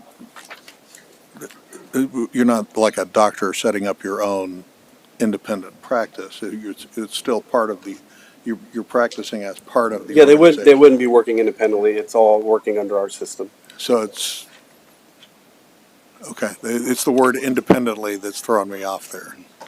So it's really to practice in the system without a direct supervisor. Without an FTO, yeah. Okay. Thank you. Another benefit is talking about supervision is every incident we have a supervisor. So all of our companies, our fire companies who do both fire and EMS work, have a frontline supervisor. So that means every incident that we deploy to, we have a supervisor on that call. And then when we have higher acuity calls like a cardiac arrest, we bring an additional supervisor. We bring the shift commander to provide those checks and balances to make sure we're doing and addressing all the things that we're supposed to do. We have a dedicated quality management staff just for our system. So a lot of times you'll see in other systems where quality management staff is monitoring crews and operations across a larger area. Our staff is just dedicated for the area that we operate in. Our medical director reviews all of our high acuity calls, so cardiac arrest, stroke, things like that. He reviews all of those charts. We are a participant in the Center for Public Safety, and this is an organization that's been around for a number of years. It's an independent organization that you submit your information to and that you participate with a number of activities to ensure that your patient care is safe and that you have mechanisms in place to improve your system for patient care. And then, a big part of our system, again, like I was saying, integrated with first response is the ability to have paramedics on the ALS first response vehicles. So fire trucks and squads, having a paramedic available on those calls to get there. They typically get there a little bit quicker. Sometimes you have a more involved patient where you need more than one paramedic. We have those resources that are deployed. In rare instances where we don't have ambulances that are kind of delayed, we can get that first response unit there quickly. They can begin administering advanced life support care and begin some of those interventions before the ambulance can get there. We also have automatic aid with Travis County and ESD number 1. Additional efforts are underway to connect the CAD systems with Williamson County. That would bring automatic aid for Williamson County EMS as well. And then Georgetown Fire Department would be not far behind that, hopefully. So in those cases where you, and again, I'm just making some calculated guesses here on automatic aid, for example, let's say you do take on the interfacility transport, you get called upon, you take, maybe it's more than 1 or 2, you're saying you have up to 8 vehicles in the system. In what kind of situation would you really need automatic aid from EMS number 1 or in the future Williamson County? Yeah, what typically happens in an EMS system and happens in this system is we get hit with a surge of calls typically around the same time during high demand periods during the day. And that will zap most systems in the area and across the country. So you can never have a fully built system that has just rows and rows of ambulances ready to go. You have to really dial in that quotient. And so, to your question, there are cases where we're maybe we run 2 collisions at the same time that each have multiple patients, and then there's 2 other calls that go right there. Just the way the die fall, we could have all of our units out, and that's where we would rely on automatic aid. Yeah, and you would have those. Especially if it was ALS transport to hospitals, because then that ties up your vehicles, whether it's 1 or 2 or maybe even 3, who knows? So that you would, I got it. And then there's other things we can do too with some demand staffing. So if we were to do interfacility type work, if we get tagged on an interfacility, we would probably stand up a demand unit in the meantime. And there's some options like that we can do to bolster our capacity. Got it. And that's really it at a high level. I'm still, I think, working with Mr. Chacon almost on a daily basis on questions and details and items to work out. None of it has been insurmountable, and we really appreciate the opportunity to be here. We thank you for inviting us and calling us to be here. We want to provide this service, and we care deeply about the community. And that's the end of my presentation, subject to any questions that you might have. Any questions, Ken? Okay. We may have some later, so don't go away. All right, thank you. Thank you, Chief. All right, thank you, Chief Perkins. I just want to clarify one quick point that was made. This is really for you, Councilmember Holliday, is on the term. Been talking about a longer term agreement than what was presented initially of these 1-year agreements and really doing a 4-year agreement. And then adding 2 1-year options to that. That's so different. for up to a total of a potential of 6 years. And Chief Perkins has indicated that they're considering and are possibly amenable to that. Okay, so now we will hear from Daniel Gillespie to go ahead and come on up.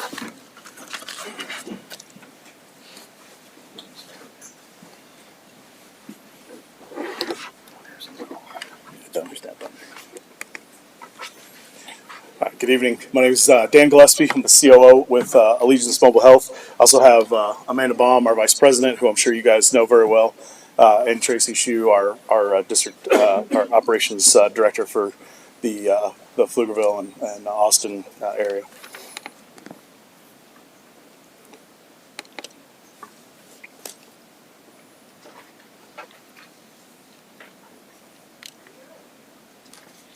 Sorry, I think I hit the button too many times. All right, so we've been working with Mr. Chacon on what we've learned the last couple of years of serving the city and ways that we can enhance. First, I'd like to thank Chief Perkins and the Pflugerville Fire Department. They do a fantastic job, and we have a great deal of respect for what they do. As we said in the beginning when we came in to partner with you guys, we certainly want to be a resource and a benefit to the city, but we certainly don't want to get in between the city's relationship with the fire department. That still stands true today. Myself, I came out of the fire service and believe strongly in the mission and what they're doing. So, again, we in no way want to, insert ourselves between that relationship and have a great deal of respect for what the men and women do over there. I'll go through a couple of kind of key points, kind of how we got here. One of the biggest was increasing the resources to the city. So the 4 units, obviously you guys know the traffic patterns around here are a little crazy, not just during certain times of the day, but kind of all the time now, especially with the road construction. Hospitals are getting busier and busier, which is increasing the wall times, increasing the amount of time that the ambulances are stuck at the facilities waiting to offload a patient, which puts us in situations where we're level 1 or potentially even level 0, which no community wants. We want to mitigate that to the best of our abilities. It'll also provide you guys with better oversight in the delivery of that, and make sure that the resources match the needs of the community. Our crews have done a fantastic job providing clinical care.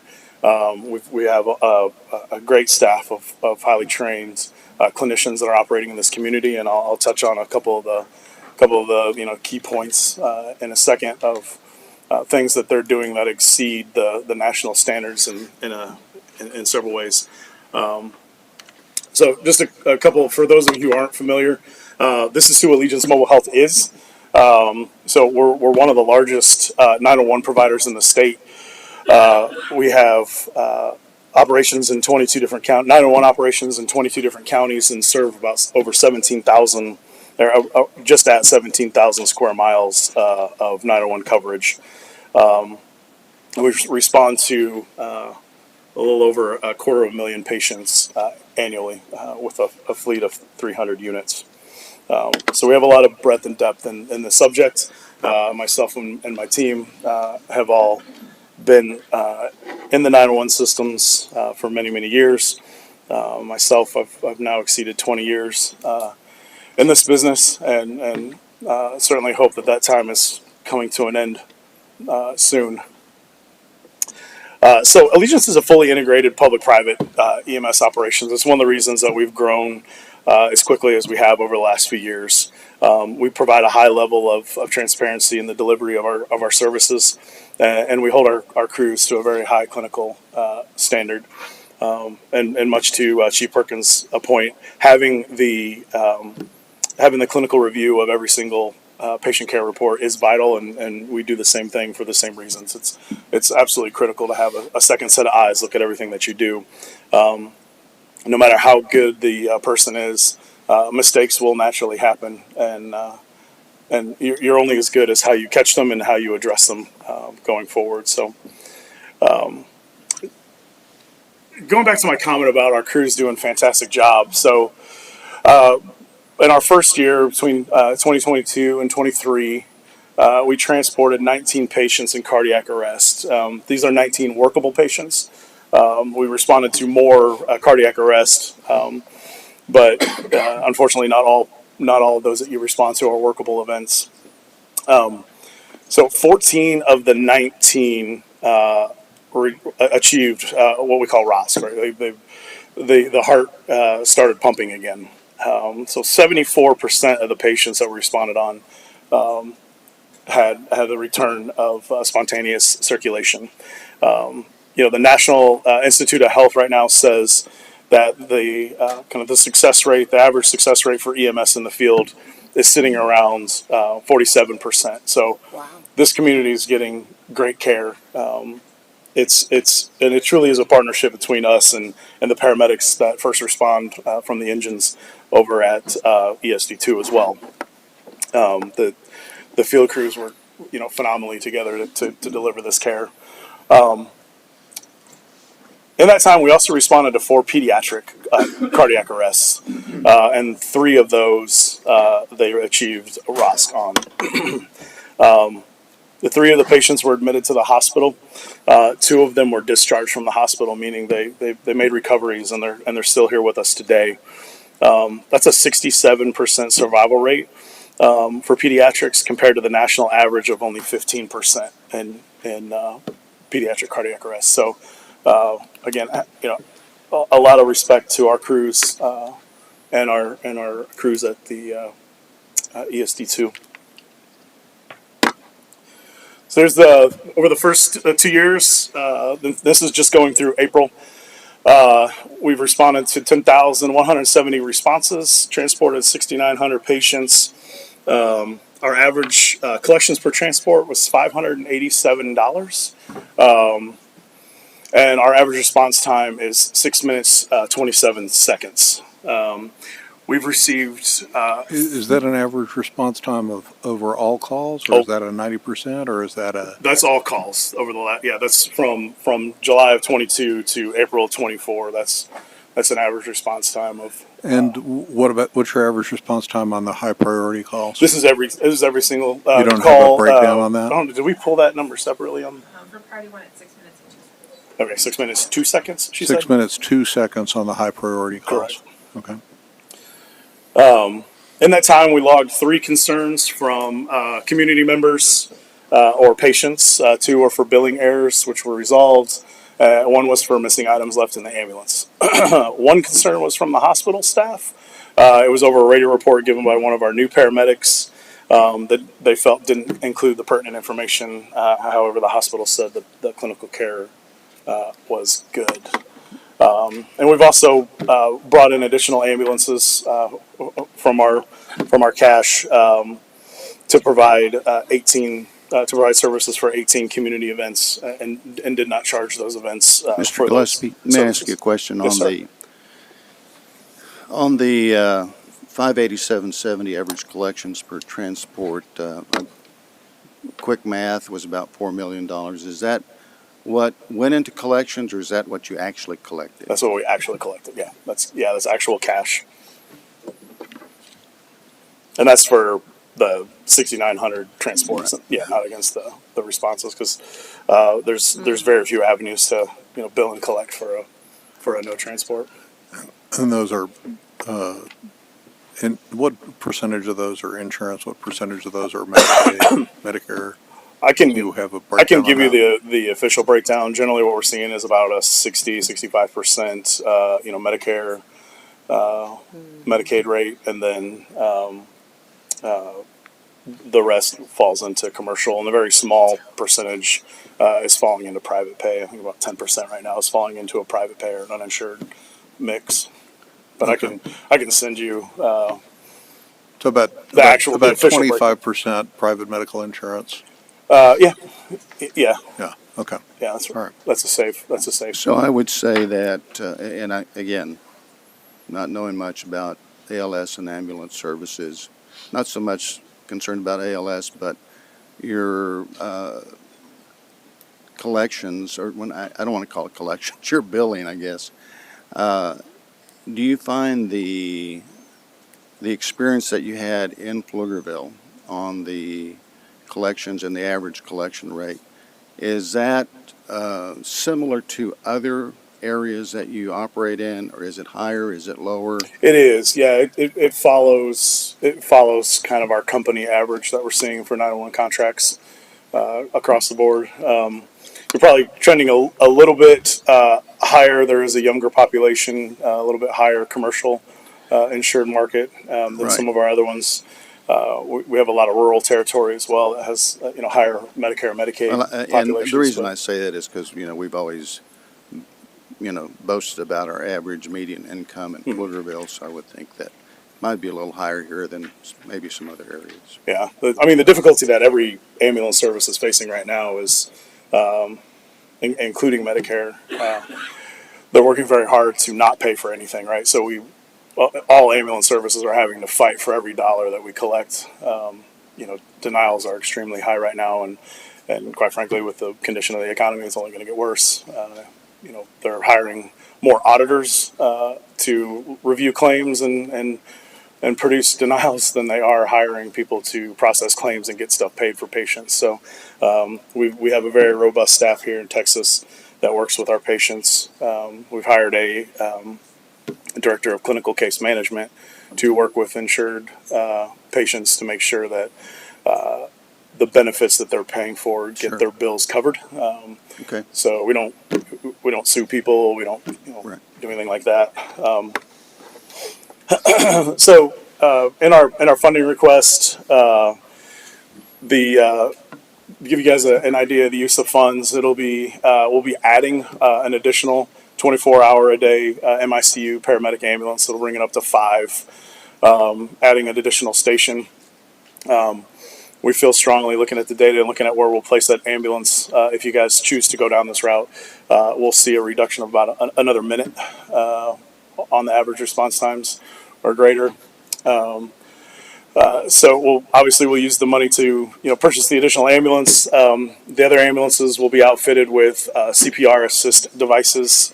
Those are machines that do the compressions for you. This is only going to enhance the quality of care and the quality of cardiac care that's going on in those units. We also need to do a cost of living increase for our paramedics and EMTs that operate out here. We're looking at to remain competitive. We're probably going to have to do no less than a 15% adjustment this year. Staffing is becoming a pretty big crisis for all EMS agencies across the country right now. So we want to make sure that we're taking care of the men and women that are doing this job and not give them any reason to go seek employment in a different profession. We need to keep as many providers in as possible. It'll also go to pay for the communication fees. So our ambulances are dispatched through the city of Austin. It's a phenomenal system. It's a very expensive system, so the fees will go to pay for that as well. And then obviously adding that additional unit will better mitigate those level 0 situations and help us better deal with the uncontrollable environmental issues, the traffic patterns, the hospital congestion, et cetera. Let's talk about the hospitals. Yeah. And we obviously have one hospital here in Pflugerville. There are several in Austin and in Round Rock.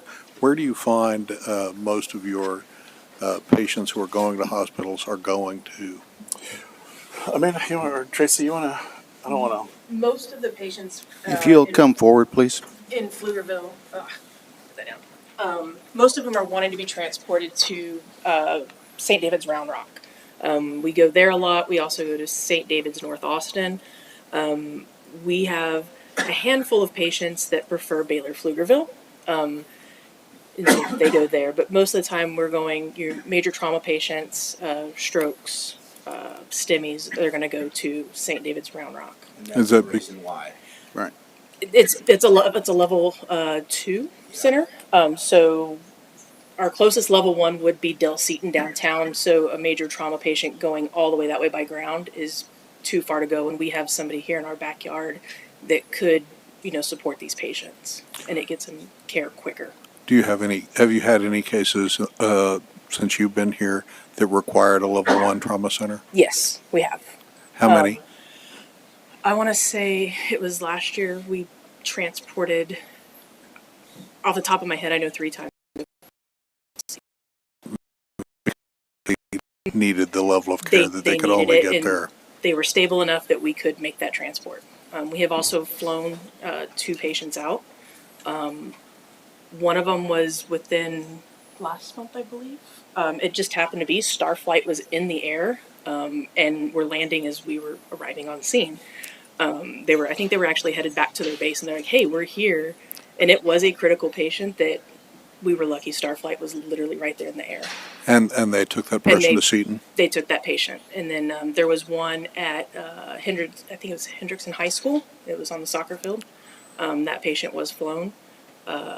again, that patient made a great turnaround. Was that an adult or a juvenile? No, that was a young man on the Houston team who got paralyzed. A juvenile. He, the medic that got on scene made a very quick decision to have air launched, and with giving the traffic patterns and such, knowing the care that he was going to need. We have Seton Williamson that does take PD patients, but the best care for that patient was to go to Dell Children's. Yeah. Okay. And it's, just like you said, a great recovery. Yeah, he did. You said most patients recommend or request St. David Round Rock? They do, and I think Is that on their own or at the request of the paramedic that's treating them? one of the questions that we ask patients is when we make that decision, okay, we are going to the hospitals, what hospital do you want to go to?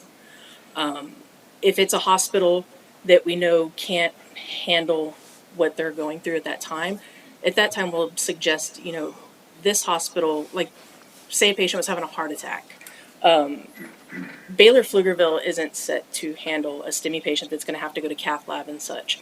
Now, St. David's Round Rock is. So if the patient's saying, hey, I want to go to Baylor Pflugerville, at that point, my medics will talk to the patient and explain to them that we can take you to Baylor Pflugerville. However, they're going to get you stabilized, and then they're going to transfer you out to a facility that can handle what you're needing. So they essentially end up getting two ambulance bills. Yeah. They get the initial transport and then the transport from the hospital, and then hospital bills from two places. Most of the time, talking to patients about that, we can talk them.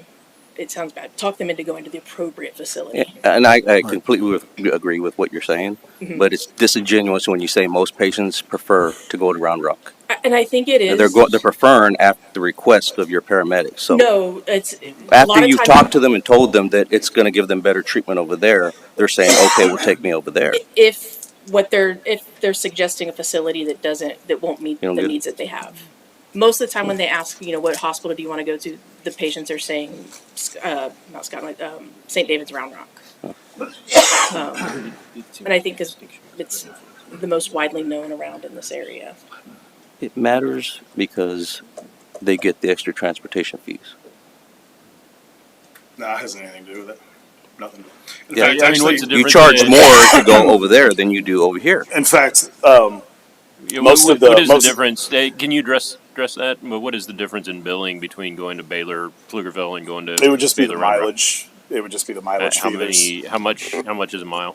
Depends on it depends off the patient's Medicare or Medicaid, commercial insurance. We have It's the patient mix. So Y- what that, yeah. like you said, I mean, what you're doing is that there's a standard required by the state, which makes the standard what it is, and it's based off of Medicare, Medicaid usually. Oh, I'm very familiar with Medicare and Medicaid rates. But from the mileage standpoint, that's why they're saying they're not able to.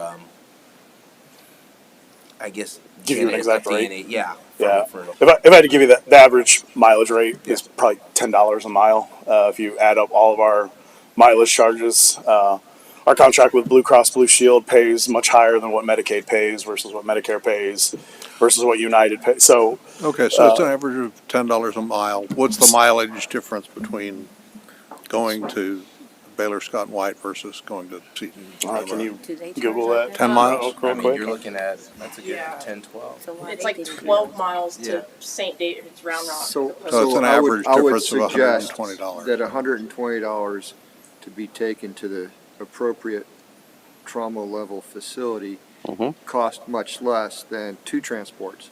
One to take you Completely to agree. stable, and then one to take I you to- completely agree, but when you add $100 and something times how many transport they have, that's big time money.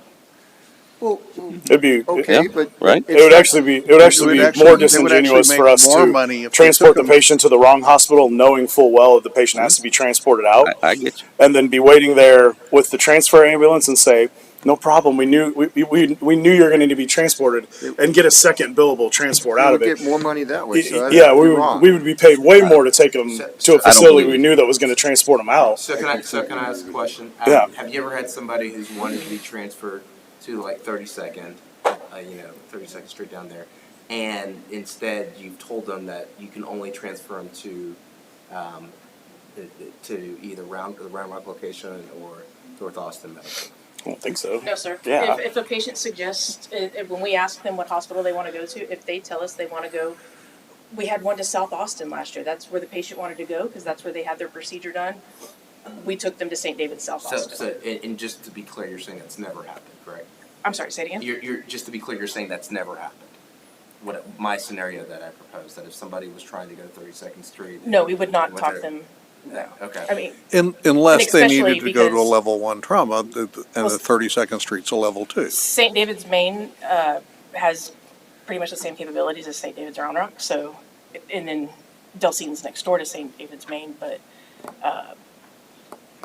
we wouldn't necessarily talk them out of it. But if it was like a trauma level 1 that we know that's what they needed, Right. then we would suggest it. But if the patient still says no, I want to go to St. David's Main, then that's where we're going. Okay. We're not going to argue back and forth with the patient on where to go. And then we just let the hospital know, because they're going to ask us why we're not going to that I facility. think if you're arguing with the patient, they're not in a critical condition. Exactly. So Yeah. help me Okay. understand, if we had a specific scenario that someone came to us and said that's what happened, and you're saying it never happens, then would. Well, let me rephrase that. It's never been brought to our attention that that event has happened. Hey, but let me ask So you. if it's how happened, does- then we'd wanna look at it. Hold on. How does something like that get brought to your attention? Because if someone's telling me, then obviously they've already complained to you about it. But did they just not complain to the right person? Did they complain to the frontline CSR? Because if I'm hearing about it and you're telling me you haven't heard about it, then I think someone in your organization would have heard about it and it just didn't get the attention that it required. They don't usually come to us first. Yeah. So I hope not. If they said that they reported to us, I'd want to speak to them directly and find out who they reported. That's a whole separate issue. We'll figure that out. If it hadn't, We'll figure that out. If it hadn't hit our desk, but I can guarantee you, there's no financial incentive to go to a further hospital. In fact, I spend a lot of time on the ambulance. I have hundreds of friends across the country that are still medics and EMTs.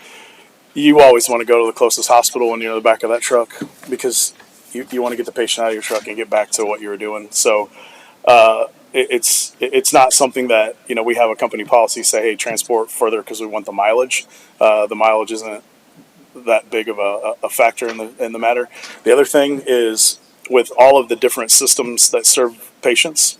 If you take a patient out of their kind of home system where they've been receiving care, we would absolutely hear about it if we were consistently taking patients outside of their network, because that's the system that has all their medical records, that knows their history, that knows their surgeries.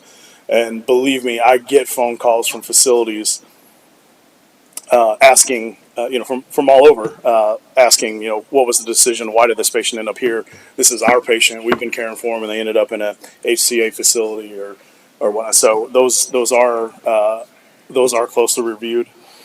We also have bypass protocols that are established by the regional advisory councils that help the medics make those decisions on when to bypass a local hospital or when to drive past a hospital that they may come to first with certain patient conditions. And they follow those as well, not just us, but all the ambulance services that participate, all the EMS agencies that participate in those regional advisory councils.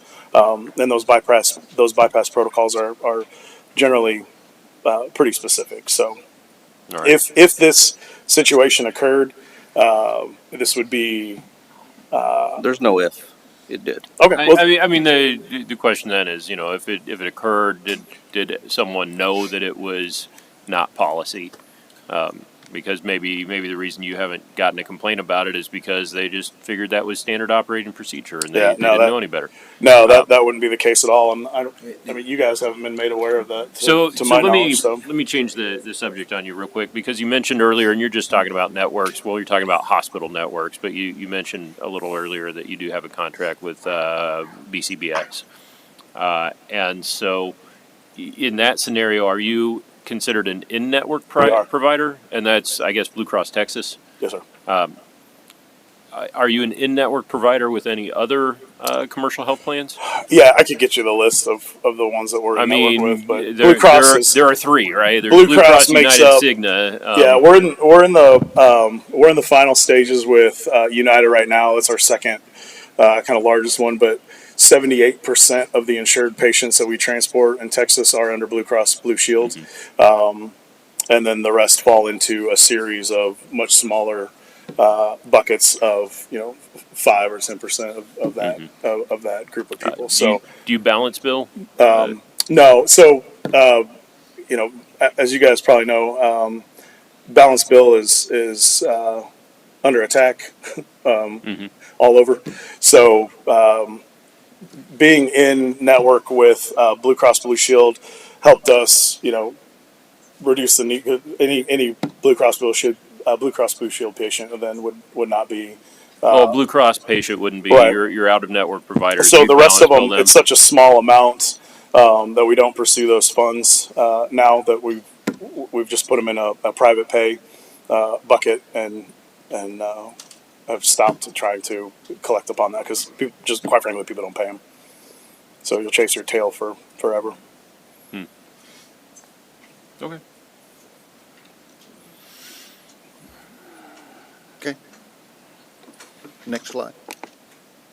All right, so it's back to. Thank you. Thank you. Well, let me. Yeah, let's come back. I do have more questions. I'm sorry.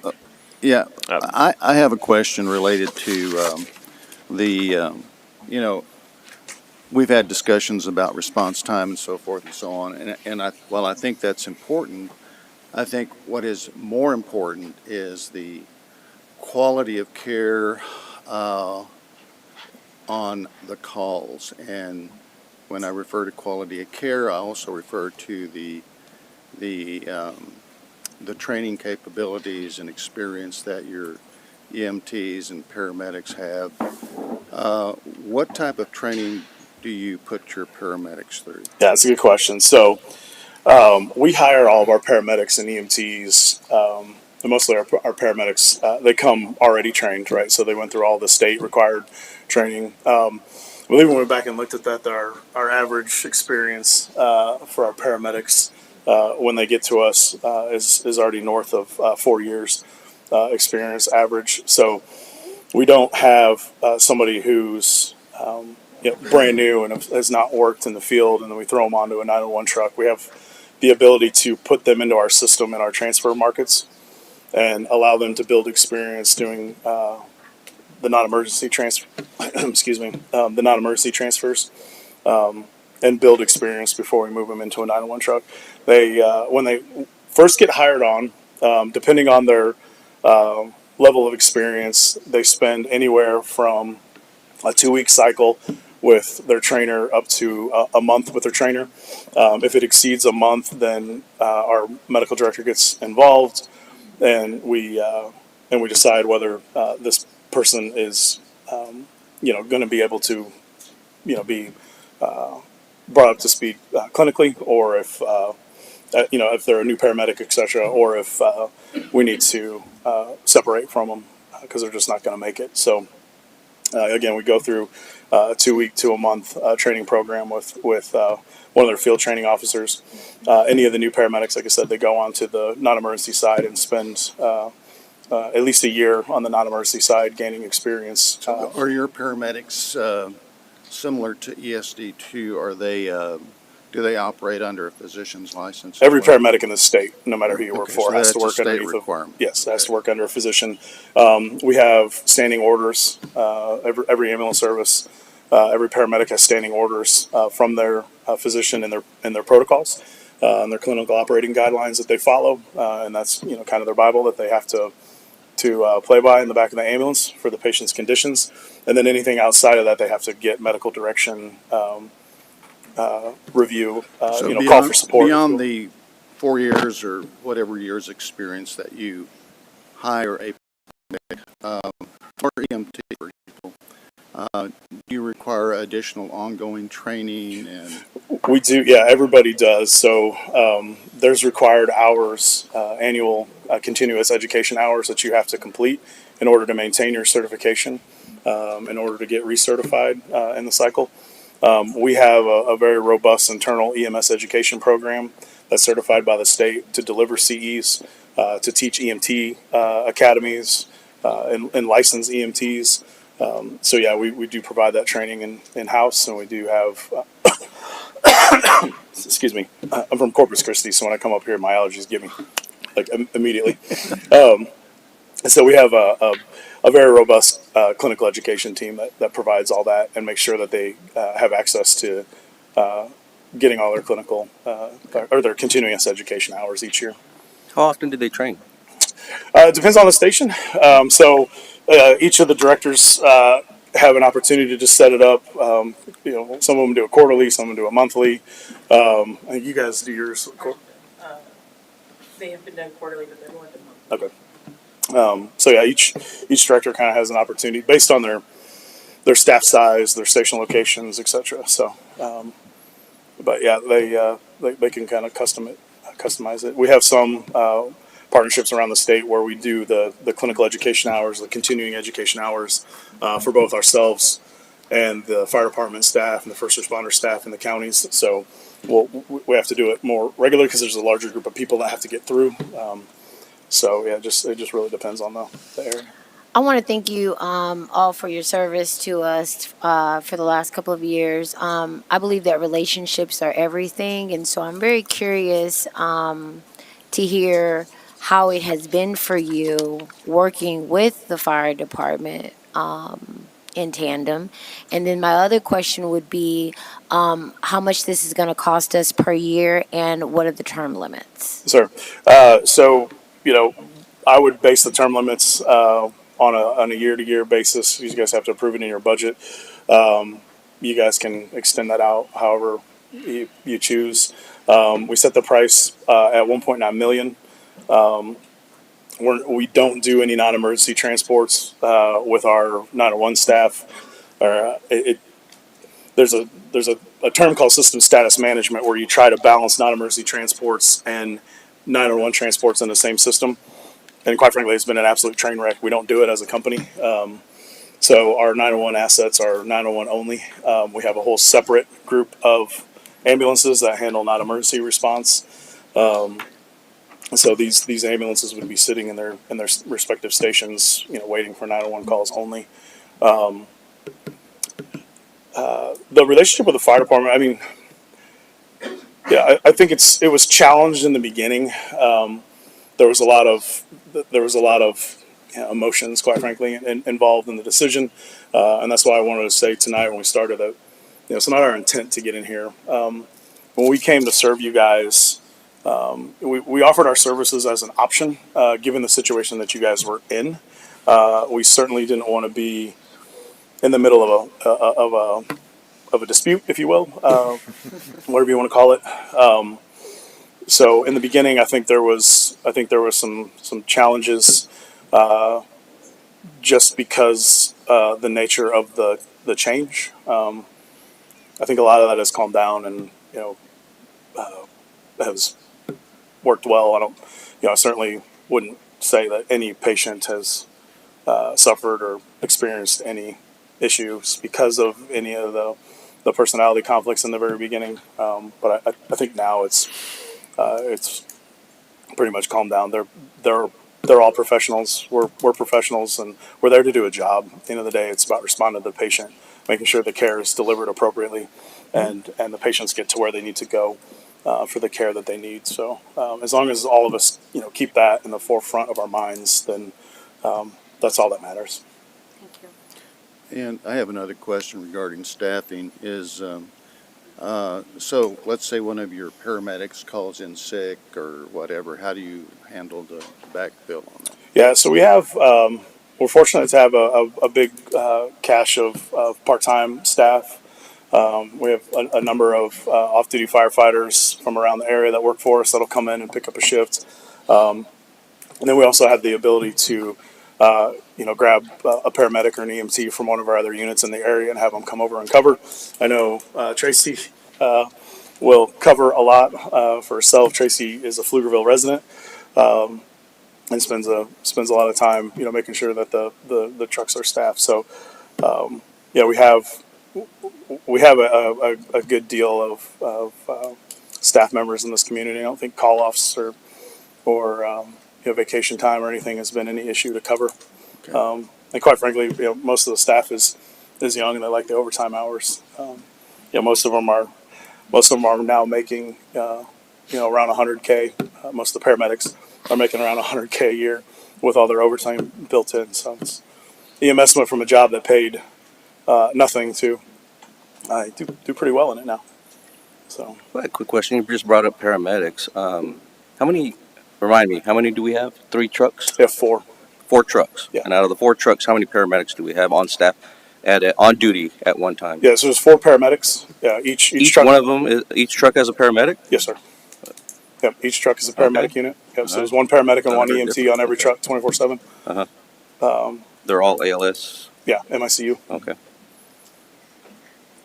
All right, I was curious, maybe a little confused by something that you started with, and you mentioned that we're getting close to, was it level 0, level 1? Mm-hmm. That's a term where we're basically fully consumed by. Right. All right, so maybe I misunderstood this in previous conversations, but I was under the impression that we have 4 ambulances now. And our initial recommendation from y'all was to go down to 3 ambulances. Right. That was if you guys didn't want to pay a subsidy. But if the goal is patient care, then what would going down to 3 ambulances do to the level of service available? Yeah, so I think you misunderstood. That wasn't a recommendation from us. When we make proposals, we go from kind of a basic, this is if you need to save money and be economical, to if we were to do it, all in, this is what we recommend. So the 1.9 is the Cadillac plan, if you will. That's the 5 ambulances. Correct. And The 3 ambulance plan was just if you want to continue on without paying a subsidy. And the 4 ambulance plan is the status quo. Correct. And what's the price tag on that? I believe it was 1.3. Well, I would think if you were cutting back 3 ambulances, I mean, you're already doing over $4 million a year with 4, but you're losing $1 million right off the bat. Yeah, that also concerned me because everywhere I hear an ambulance is $1 million a year. That's what I hear all around. I hear that from ESD. I hear that from Travis County EMS. So I guess I'm a little concerned if we're already recognizing over $4 million in revenue, why we need a subsidy for that 4th ambulance. We're losing money right now on running 4. That's Yeah, and a lot of it has to do with the transport rates. So we have a significant number of calls that we respond to that the patient doesn't want to go to the hospital. So no billable charges are taken. So that, when we were initially looking at the price proposals, we assume a much higher transport rate. What is your transport rate system-wide? It's usually around 80 to 85%. And what is it here? 69. 67, Yeah, 69. 69%? 60, yeah. So Yeah, that's dramatically lower It than it is. is around the state. Yeah, it is. It's not uncommon now, though. Nationwide since COVID, though, most EMS agencies are finding that people are dialing 911 to have someone come and check them out, make them feel like, is everything okay? Almost operating the EMS services as your primary care provider, and then saying, "Well, no, you really need to go to the hospital. This is something serious," or "No, you should, go see your doctor." So that's not just uncommon. us. We've heard that from other agencies as well. Right. And for the locations where they know that's probably what the call is going to be, because those are repeat callers. I don't want to use the word offender, but those are repeat calls for service. That there's the notion of a pickup truck type of scenario where you can send someone out that's equipped. I don't know if they're an EMT or a paramedic or what grade of service it is, Are you familiar with that concept? Absolutely, yeah. So community paramedicine was starting to get traction, and then all the payers pulled back and said, "We're not going to do it." Right. So the insurance providers, Medicare, Medicaid, did a lot of case studies. Anthem did a big case study up in the Midwest, and it looked like that was something that was going to be a real model to help cut down on the demand of the transporting ambulances, and to be able to have squads or quick response vehicles, whatever you want to call them. However, the funding for that kind of pretty much dried up. So there are municipalities that pay for that on their own, that elect to do that. We don't have any contracts that have elected to pay for it because it's very expensive. I mean, even running a 24-hour paramedic in a Tahoe, et cetera, is still going to set the community back $400,000 plus a year, if not more. Was that, sir? I was just going to ask, and I think you just answered. What would it cost Pflugerville to do 4 ambulances plus what did you call it? The quick response. A quick response, or a community para. Yeah. And is that an appropriate way to do that? That because you got to figure if it's 24/7, you're hiring 3 people on a shift.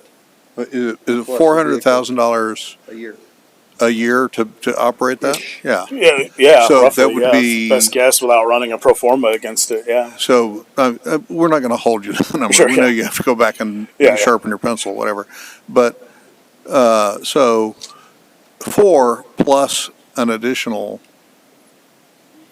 Squad. What is community? The community paramedic. Community paramedic would be 1.7. Might be a third option or fourth Yeah, option. we could. Yeah, if you guys wanted to explore that, we certainly look at that.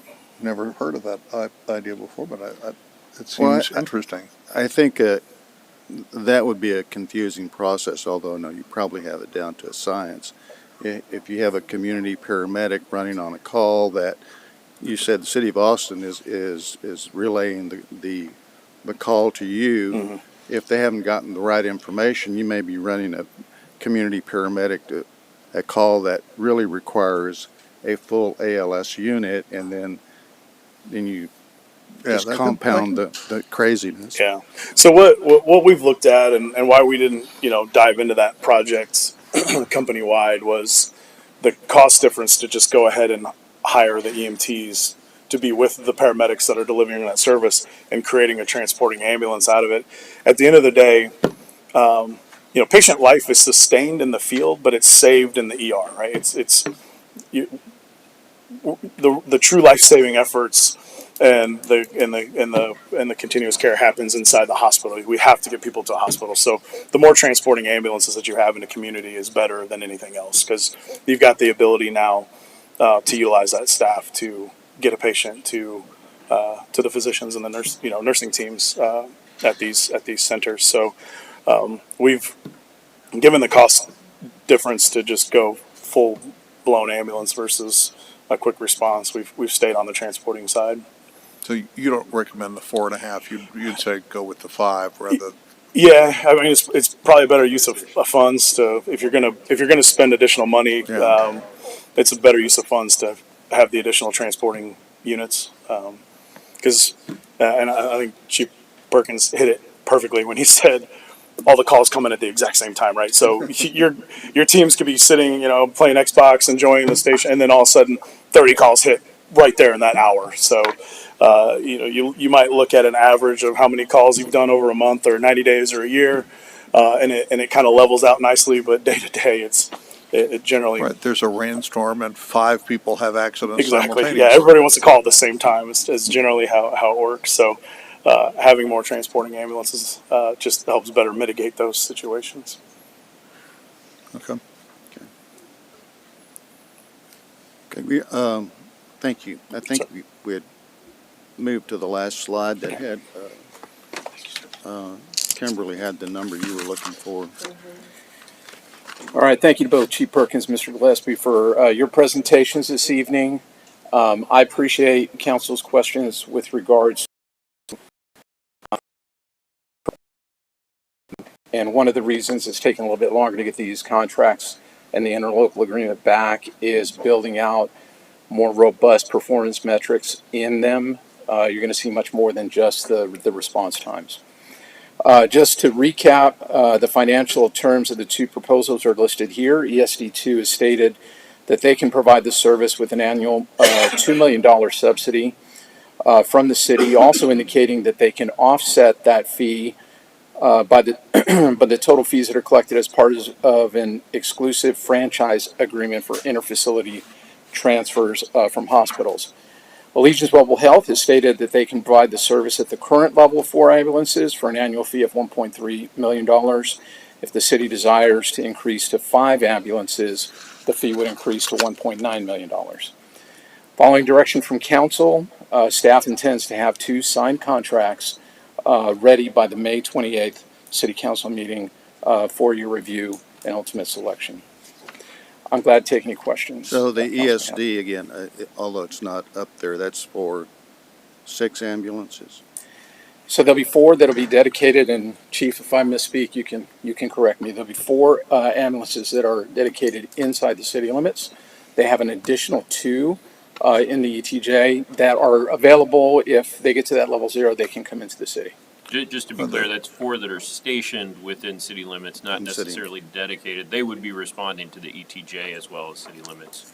No, it was Chief, 4 you want- in the city limits and 2 It's 4 outside. stationed within city limits, but they're not going to be geographically bound to responding within the city limits. I think that's probably true for the mutual aid that we're talking about for all the different area. That Well, they, it's not just the mutual aid. I mean, the ESD2 covers an area twice the size of Pflugerville. And even the one in Wells Branch is not in the Pflugerville ETJ. It's in in Travis County. right, and we've seen City of Austin come into Pflugerville before when resources are overwhelmed. So Yeah, I mean, This is not atypical. Yeah, it's Correct. all dispatched through CTAC and if there's an ATC EMS unit 2 miles away and everybody else is encumbered or further away, they're gonna send the closest unit because the goal isn't to respect geographic boundaries, the goal is to preserve life. that's correct. All right, thank you. Quick question, last time we were up here, there was a third consideration for another entity, no talks with that entity? So that was the City of Austin, Travis County EMS. And based on council direction, we really went with the 2 that you see tonight. Well, because the numbers were twice as high from Austin, Travis County. Yeah, if you right? recall, for 3 ambulances, $3 million, for 4 ambulances, $4 million. So that was, I think that's. The what motion guidance was on. to bring these 2 back. Yeah, I was just wondering if we had any other talks with them that we didn't have a slide for. Okay. Thank So you. my comment to you, Mr. Chacon, and whoever, do you have a committee working on this, or are you just the only person? Well, I'm working with some folks, certainly, in city manager's office, Your but. city manager's office? Yeah, I'm kind and of spearheading it. 3 assistant city managers, okay. I would say this, over the years, ESD2 has been the prominent provider of emergency services, ALS, and first responders. I know that their ambulances, their apparatuses usually get to a situation or call much earlier than the ambulance, although you sometimes find them running together depending on the situation. And I'm very confident in their first responder capabilities, and certainly ALS is important. I think the quality of care of a individual, whether it's a cardiac arrest or a car wreck or somebody falls out of a tree or whatever the case may be, I think has to be met with the capabilities and experience and talent of those individuals, whether they're EMTs or paramedics. And I think it's very important that we keep that in mind. I like the fact that ESD2 has 2 additional supervisors on a call for cardiac arrest. I know we didn't ask Allegiance what their protocol was, but for me, I think it's important that we provide the best quality care to our citizens on a call. And I know that whether it's Allegiance or ESD2, you're not going to save everybody, okay? I understand that, but I think the goal is to save as many people as you can, obviously. I would like to be saved if I had a heart attack. And I would like to know that the person that was working on me was the most qualified person in that organization. And so I think the quality and delivery of the clinical practices on that call are going to be the most important as we evaluate this. The dollars are close. I don't think it's a matter of money for me. What price do you put on a life? Yes, sir. I can't put a price on it. Well, since we're talking about cost, I just want to put out in the atmosphere just to ask if ESD2 would be willing to do this for 1.3 million.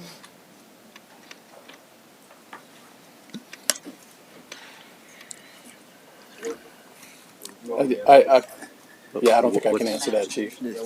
Well, technically, they You said need to they need, come up to the podium. Yeah. Allegiance said they needed 5, so it's 1.9. We're getting more with ESD2 with the same price. No, we're not. We didn't come here We're tonight more, but we to have 2 on negotiate standby. Council? in this environment.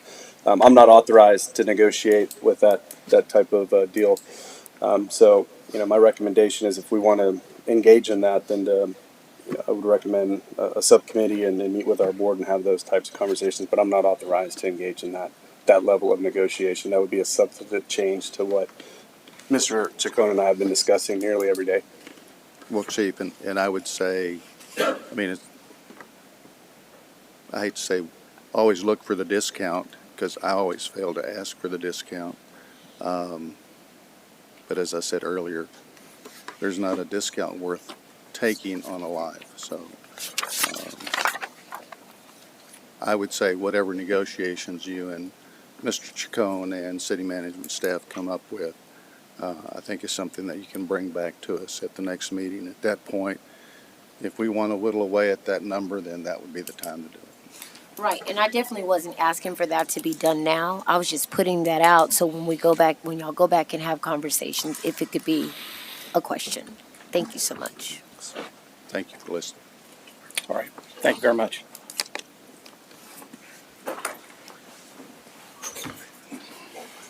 Anybody else have any other comment or questions before we leave this item? Okay. Moving on to You don't want dirt. Moving on to 6C, discussion, consider action to approve a resolution of the City Council of the City of Pflugerville, Texas, directing the city manager or the city manager's designee to execute all documents to institute eminent domain proceedings for the acquisition of land situated for the right-of-way in Pflugerville, Travis County, Texas, and directing the city attorney to initiate condemnation proceedings associated with the East Pflugerville Parkway roadway expansion project. Abby. All right. Good evening again. Abby Morrison, Public Works Services Director. We're here tonight to request authorization to move forward with eminent domain for the East Pflugerville Parkway roadway project. That roadway project is from Weiss Lane and will connect to Jesse Bowles Lane. This parcel is owned by Sorrento Condominiums Community. We have been working closely with the manager of this community, and they have essentially suggested that eminent domain is the best path to secure this right-of-way, because they have a bylaw that 67% of homes have to vote in favor of the easement sale. And they don't believe that they can get that. They don't have a large number of participants within their HOA community, and they have a number of rental homes. So Abby, to be clear, when you say suggested, they told you this. Yes, This is, they did. this is the way Well, they said it. they has to be can't done. tell you. Get it They done. did. But No, having served on the board of multiple HOAs and knowing that there's a 67% threshold. In the three I served on, I think it was 75% if you wanted to do any changes to the bylaws or something of this nature. And knowing, and it's not 75 or 67% of the vote, it's 67% of the households. Unless they have a double lot, then they get 2 votes. But anyway, literally an impossible threshold. And so if this is something that's going on, then yeah, I can see where they would say your best chance. And that's why I just wanted to be clear. Yeah, but I just want to be clear, they didn't tell us to do that. We don't want to go on the public record saying that. They just told us it won't happen if you don't do that. Exactly. So, In other words, you're not wrong. With that being said, I'd like to go ahead and move Second. approval of the resolution. Have a motion and second to approve this item. You're not wrong. Any other discussion, council? I feel like Okay. that ended. Thank you, Abby. Thank you. Well, here's another long one coming up. Motion carried. Thank you. All right, 6D, discuss and consider action on a fiber infrastructure provider. Thomas. All right, let's see if I can. Perfect. Okay, well, thank you, Mayor and Council. Tonight, we've brought back a little update on Google Fiber. We've included a number of slides in here, not quite knowing for sure what different pieces of this we might want to talk about. We also have John Michael here, a representative from Google as well. I'm going to go ahead and jump through to a summary slide here. A while back, just to give you a brief history here, a while back, it was during the summer, Google had come forward and there was a discussion regarding getting closer to a deal with them regarding fiber. And we have continued to work through those conversations with Google. Unfortunately, I can't tell you that we are substantially farther along with that agreement than we were at that time. Why? When was that? A year ago. So we're not any further We've than been working on a this year for 2 ago. years. So why is it we're not any further? Yeah, and so I don't know if that's truly true. I don't believe you, Serena, on this one. Okay, so I want to talk about this. Let's hear it, Thomas. So if you want to go through if you want to go through the timeline that's provided in the outline, we've had numerous meetings, emails, conversations over and over again with Google. Even had conversations as recently as this week. And what we found is that Google's model is very prescriptive to Google. And they're not interested in meeting some of the requirements and some of the requests that they had previously agreed to. But more importantly, that we feel give the city and give this council, this community protection relative. I went, and I'm tired, so that's why I'm asking you. Sure. They're not amendable to agreements that they had made previously? Is that what you said? Correct. Yeah, we've had multiple conversations with Google where we've agreed in principle, and we actually have that in writing as well, for provisions within the proposed contract that would give us industry standard basic surety amounts, bond amounts, protections if there are issues related to our public infrastructure. Unfortunately, in subsequent meetings, when we have continued to request that they provide us with issues or red lines to the proposed agreement, they've not done so. And so I want to be very clear Okay, you said industry average short, say you use, for example, surety amounts. Correct. What's the surety amount that we're asking for from them? The surety amount that we have requested is that the provider give us an engineer's estimate on the cost of the infrastructure to be constructed in the public right-of-way. And that we would want them to bond the appropriate or typical amount of that infrastructure. And what would that be? That can be anywhere from 100% to 150%. My apologies. From an amount standpoint. It's the same thing. Sure. So, well, to be fair, we haven't gotten a cost from them as to what this infrastructure is, so I can't tell you what that percentage would be. Is it $5 million worth of infrastructure? Is it $15 million worth of infrastructure? I don't know. So Google is saying, trust us, and we don't need to give you a surety, and we're not going to give you any numbers for how much damage we're going to do to your infrastructure, but we're going to fix it all. It's fine. Well, so We're Google. So the reason why I asked about the surety amount was that You're not asking a That's- question, you're making a that's- statement. that- Yeah, you made Yeah. a statement, and that's not true. And that's. No, it is. Well, I It's asked him absolutely if that's true. correct, and he nodded yes. No. What I'm telling you is that that's not true regarding performance. Under a surety bond. You're talking about performance What's bond, the- right? No, it's not a performance bond Wait, because hold we're on. not the ones asking them to perform. We cannot define the level of surety to request because we do not have an engineer's estimate as to the cost of the infrastructure, which, and I want to be very clear, Yes. I cannot define to you what impact they will have to our right of way.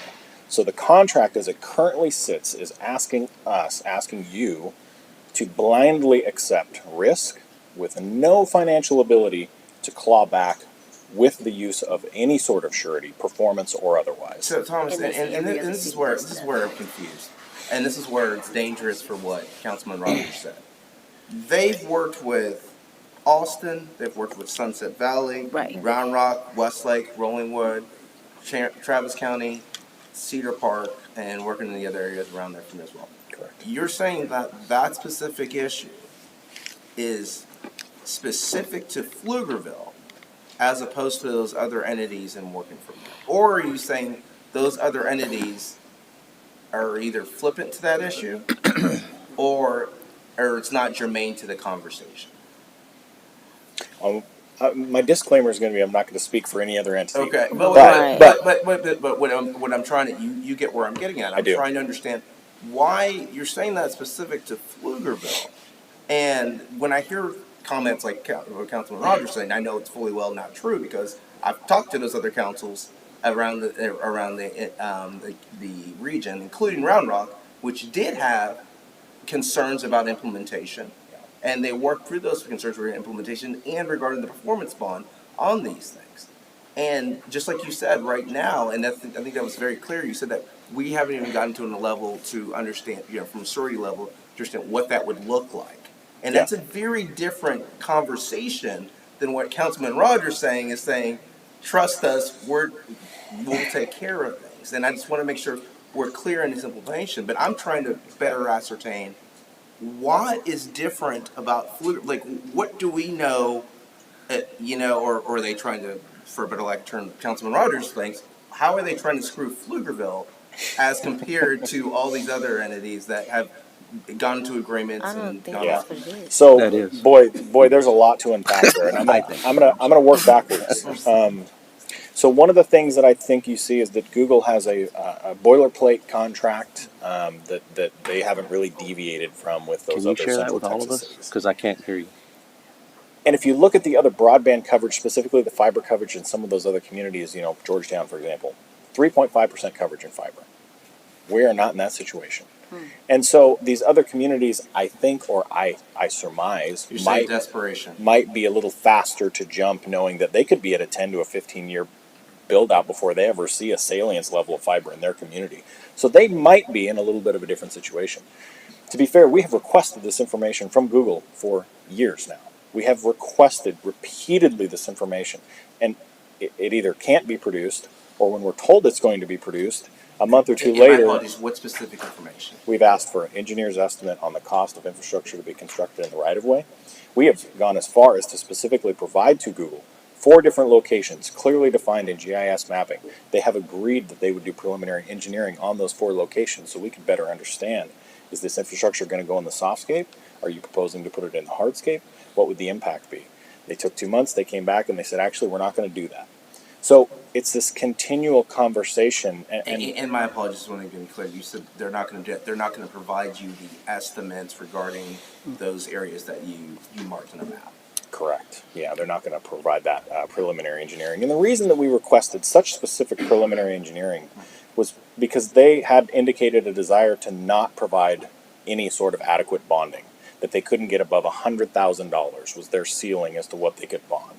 Okay, we have small contractors that bond well in excess So of you that. already have in mind an amount. I don't. No, they have said they won't. They said they won't go above More than $100,000. $100,000. Well, that's what. Yeah. That's, No, Google has in mind an amount. That's not our amount. No, That Google has an stop. amount. So, well, but- in our mind, it's something higher than Yeah, that. We're exactly. assuming that fiber infrastructure costs more than $100,000 for the that's what I'm city. saying. That's why I'm saying that you have it in mind. That That's seems exactly like a what- reasonable Google assumption. Google is saying we won't pay more than that, but they're not providing any backup for that assertion. And our assertion is it's probably more than that. That's what I'm saying. No. That's Our you ass- have in mind. that is not our assertion. Our assertion is, show me. David, literally, he said, yes, that is the assertion. He said, and that's why he said that there's smaller entities that specifically bond for much more than that. That's what he And so part of the problem, I mean, That I doesn't think, seem like a gotcha. Yeah, that's not a gotcha. I think, No. I think one of the Okay. questions that this council is trying to hear, get an answer to, and why it's so difficult for me to provide it is, what would a proper surety amount be? Well, I can't tell you where they're going to put the infrastructure, right? They're asking for a right-of-way agreement that would give them the ability to put this infrastructure maybe in the PUE, maybe in the softscape, maybe in the hardscape. We've asked for that to be more clearly defined because we would be able to recommend potentially a smaller bond amount if we had more clarity on where this infrastructure was going to go. I can't answer that question because I don't have that information. And so based on where it goes, as you said, that will you'll see how the variance is regarding the bond amount that you'd be looking at. Correct. So Thomas, let me ask you this. Is this simply a case of us trying to eat the whole elephant? Is this something where we need to get an agreement with Google that says, hey, we're cool with you doing these things. You just have to get us the engineering before we'll issue the permit, and part of that permit is offering surety. And the reason Is that the goal? Because that's what we would have thought, to your point, there are some things, you know how it is in negotiation. Okay, there's some things we can agree to. Sure. And if we want to get to the next step, these are the things that we're going to ask for to go from there. Sure. And it's kind of flabbergasting to us to say that. Don't say us. Yeah. Okay, Don't speak I'm for sorry, us. you're right. Yeah. Flabbergasted to me, There we go. Rudy Mateer, to say 1 year later, we're in the same spot as we were previously. And that's what flabbergasted him, because Who it's are like, you, wait a who are you minute. flabbergasted with? That's the point. That's the reason why we're having the conversation here today, both with staff and with Google from what I'm hearing. Because it's hearing that if we're saying specifically that, hey, listen, You we're bring in up the the same schedule point again? as we were a year ago, but we haven't moved forward, and there's nothing that we could have agreed to in principle at all to get us to the next spot. Why is that the case as compared to, again, these other entities? Now, what Thomas, to answer your question, now to Thomas's point, Thomas said that, well, maybe part of the question why there's a juxtaposition between Pflugerville and the other entities in the region is because of our coverage, which I think is a fair analysis to say, hey, listen, there may be coverage issues and concerns that consequently they're willing to go ahead and look over things from Pflugerville. I think you're searching for reason there, though, because if I look at this slide, I see that we have been waiting for a red line copy from them since May. We haven't received a red line copy. And how often have we been in contact with them asking, hey, you going to get us that red line copy? Is this something we said it back a year ago and we said, oh, they'll get it to us when they get it to us and we don't have to worry about it? Or is it something we've been checking in every 2 weeks? And this is why we have them here. And I'm asking Thomas. I mean, Thomas can tell me how often we're checking in with him. Well, that's a good question. Working in reverse order, you've got, we met Monday. There was emails through April. We met in January. We've got meetings and conversations in November, December, November, August. September, So August, monthly. June, March, January. Well, they're not in a hurry now because they don't care about Pflugerville.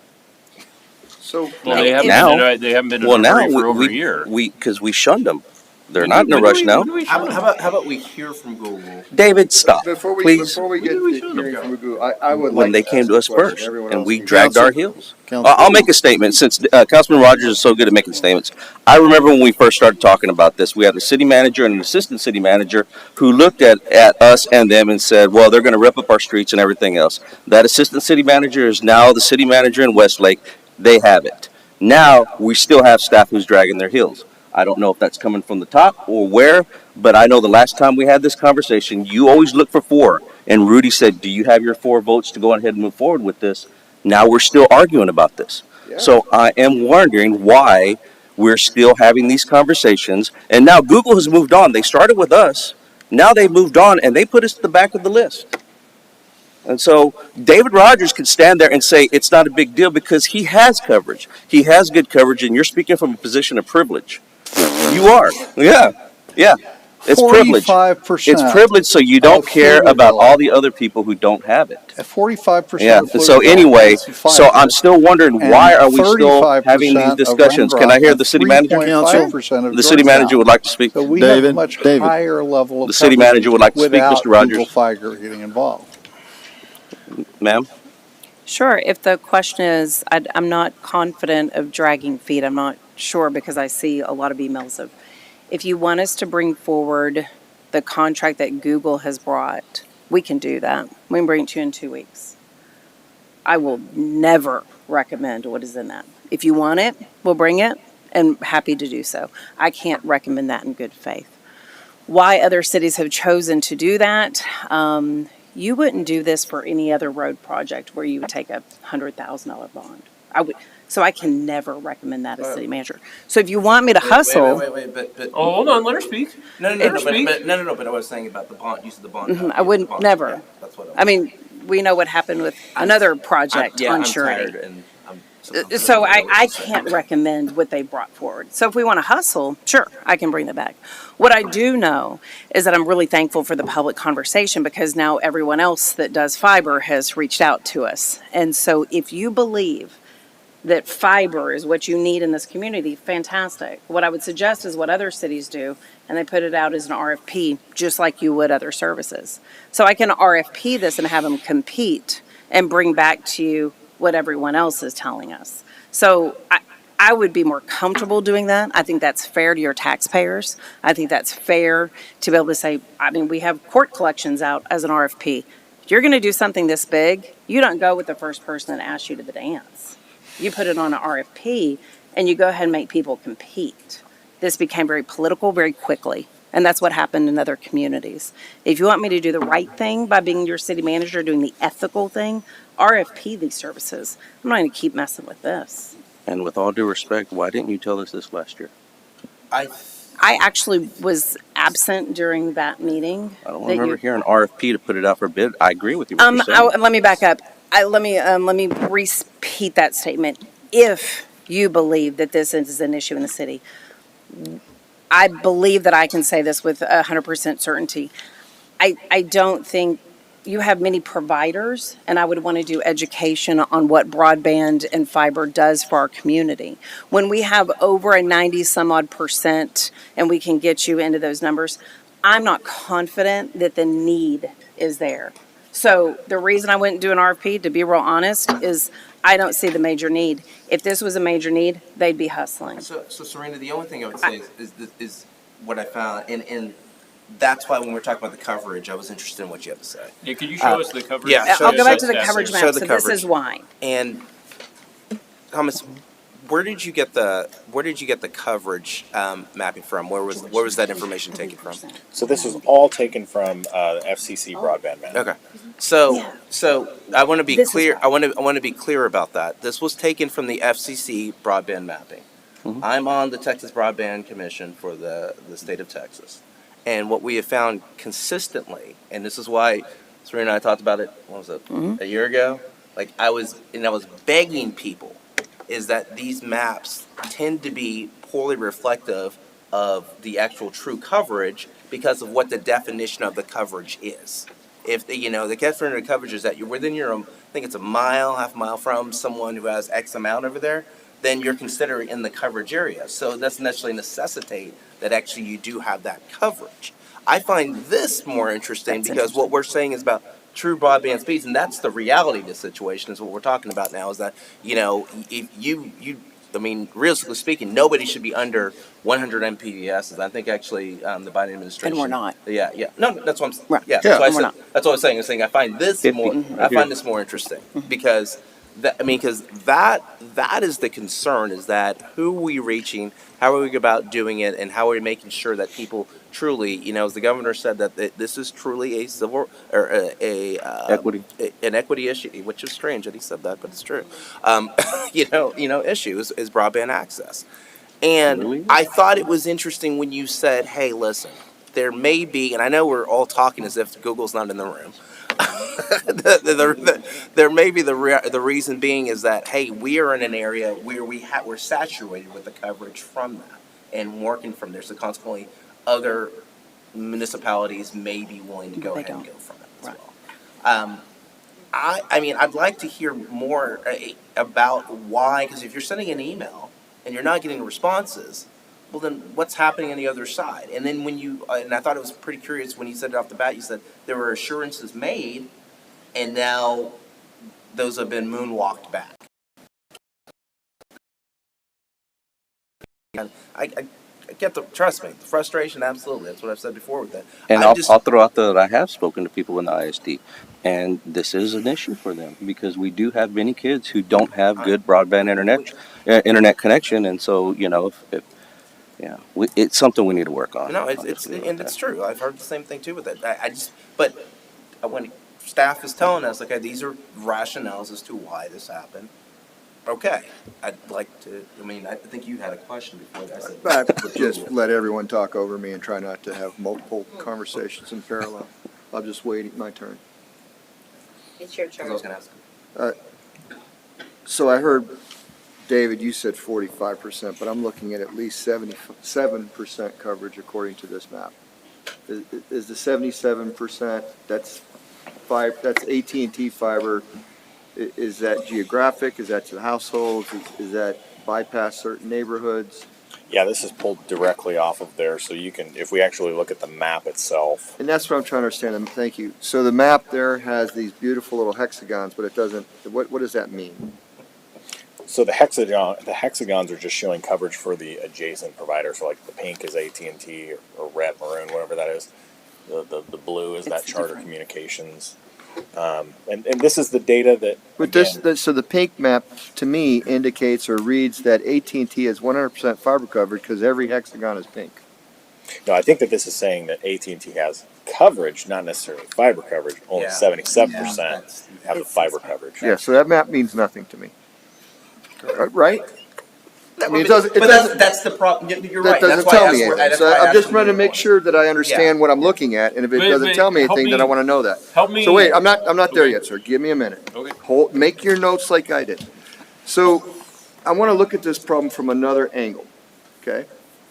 So if we've got 77% coverage, then, and this may be a question for our Google representative. Let's look at it from this franchise fee angle, right? Because maybe we're making so many millions of dollars from the franchise fee that we don't care about the surety because we can set aside that money to do any repairs down the road. Maybe, I doubt it, but that's so that 1% fee, what's the projections on revenue of that? What market share are they anticipating getting from that? So the true answer is we don't know. I get that. When we've asked the question, we believe it to be somewhere, and feel free to correct me, depending on deployment, and in the early years, somewhere between $40,000 and $80,000 a year. So in this current agreement, that does not take into account that they have requested that permit fees be waived, and so you kind of have this offsetting issue related to that. And $40,000 to $80,000 per year is not a significant amount if we were looking at road failure in one area where they didn't seal the, whatever you call the low embedding along the curb line. Correct, and we haven't even gotten into if you're going to, micro trench every road in Pflugerville, or even heck 60% of the roads in Pflugerville over a 5-year period, who's going to inspect it? And at $40,000, that's not enough money for us to hire an inspector to go inspect the work, and they're not paying permit fees, so we don't have that revenue. So we would be looking at a general fund hit there to have somebody who can, follow up on customer issues and inspect the repairs. Let me be clear, I'm not against the city investing money into infrastructure for the benefit of our citizens, but I don't see a map of where they're hitting the underserved areas that Caesar's talking about specifically. Typically, we hear they hit the higher value neighborhoods where they know people are going to pay for 5 or 8 gigabits, and so all of that would need to be figured out. And in order for me to invest money into it, I need to be sure that it's an equitable investment and that they're hitting first and foremost those underserved areas. I mean, that's what I would care about from an investment standpoint. I wouldn't mind losing money on that, but I want to make sure that we're doing it for the right reasons, not just to benefit one company. And then, I mean, I have an ONT at my business, an optical network terminator. I've got fiber running through a pole directly into my building. It's AT&T fiber, and AT&T doesn't know that I have it because every 6 months an AT&T person walks into my business and says, "Hey, how would you like to have AT&T fiber?" And I'm like, "Dude, I've had it for 5 years." It's crazy, but I mean that's how new all of this stuff is for everybody. But I just want to put forward the idea of the city manager's comment. I won't call it a recommendation because I want to put words in her mouth, but I want to put forward her comment that if an equitable distribution of fiber within our community is something that we are looking for and desire, then I say that we do our thumbs up to put forward an RFP and have people approach us. Because someone out there may look at this and said, we'll give you a 2% franchise fee and a $5 million surety on damage to roads for the next 5 years. I don't know, right? But an RFP would help us discover that process, and I think put us in a more defensible position for doing what's best for our community. Or maybe an RFQ. I have RFP. an idea, Jim, if you don't mind. Please. Why don't you turn me loose and let me work with the school district to identify, because I haven't heard, I don't know what they know. I think this would be an excellent opportunity to work hand in hand work with the them and school say, district. what are your high need areas, and create an RFP around that high need rather than, because maybe that's a start, just an No, idea. I think that's an excellent idea, because if we're looking at an issue of equity, then the school district coming out of this pandemic has a laser focus on which areas of our community kids didn't have internet access or broadband access to do work. I think that's an excellent idea. Thank you. They are acutely aware of these areas. Acutely aware. And, That's the word I meant to use. They're acutely aware of these areas, and to be fair to Google, that's how they started on Austin. Which I hate to say it. I'm trying not to. Mark make Stromer was in comments. charge then, and he's not in charge anymore. Okay, stop. Yeah. But where they started, they started. They were smarter. The underserved areas. They had better leadership. Leave it at that. Okay, have conversations left and right. Anybody want to bring it to the center? I got just I guess one question for the team, and when you had the coverage percentages up there, you showed fiber, but you also showed cable, and AT&T has up to 5 gigabit service available. I know I can get it where I'm at, but I'm still sticking with one. That's good enough for me.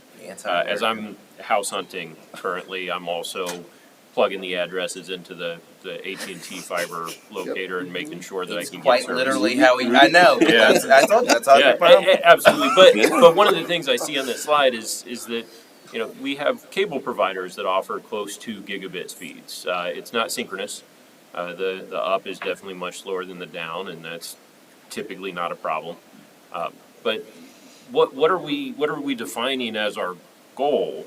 Because if we want everyone in the community to have access to, I think originally the broadband standard was 25 meg. If we want everyone to have access to I had 200 when I moved here, I think. If we want it to be 200, is the definition fiber, or is the definition some amount of service, whether it's cable or fiber or something else? I think we let the market come back with this RFP and say, this is what we will offer. This is our baseline service. Well, I think we already have it. What we asked part of for. the challenge is that it's already available at probably 200 megabits citywide. I think the frustration is that there is a wide disparity as to who can get those speeds and who can't. And you asked whether or not fiber or the service. And so what we, at least as a committee, you had to redefine what you're calling broadband, because when you talk about broadband, most people are thinking of the fiber that you get from cable, as opposed to Elon's Starlink, which is which available at 100% of in the certain city. areas. In our area, my expectation would be fiber, because fiber is the one that's more reliable. You expect those speeds, and we should have the availability to have that happen from there. I don't know why we have such a wide variance regarding what's available. Like you said, I like how you put it regarding the AT&T map. I mean, it's really not fair for them to say, because it looks like you can get 18 coverage, but you mean you live where we used to live. Yeah, that's the reason why I was able to. I got Google or AT&T fiber. I was one of the first people literally in the country who got it in Highland Park. But that's because they had it literally built in Highland Park. I'm in Old Town. And then my in-laws complained because they're like, wait a minute, why can't we get it where we're at in Windermere? And then other people complain in other areas. Even in Highland Park, I was too far from the hub. Oh yeah. Yeah. So I couldn't get high-speed internet there. I think an RFQ, honestly, but like I said, the school district did the due diligence on it, because they were literally having kids who were going to our library parking lot to go ahead and use the Wi-Fi to go ahead and do their homework. Well, Because they weren't privileged. And then the other part of the equation is that even if the service is available, is it affordable? And they Right. and What I can tell you is that's a good point. And Google Fiber and AT&T Fiber are the exact same price for the exact same service. Right. So we would also potentially be doing with cannibalization. It's Right. you say, oh, we're going to get additional franchise people. No, we're going to lose one and gain another. So unless we're getting net additional coverage, which we likely won't be, there's going to be a dramatic amount of overlap. I think that was part of my point. Can we? It adds Can we ask the Google But the guy? competition doesn't drive down the price as we would normally hope it would. So, Google's been called to the podium. I would have walked out an hour ago.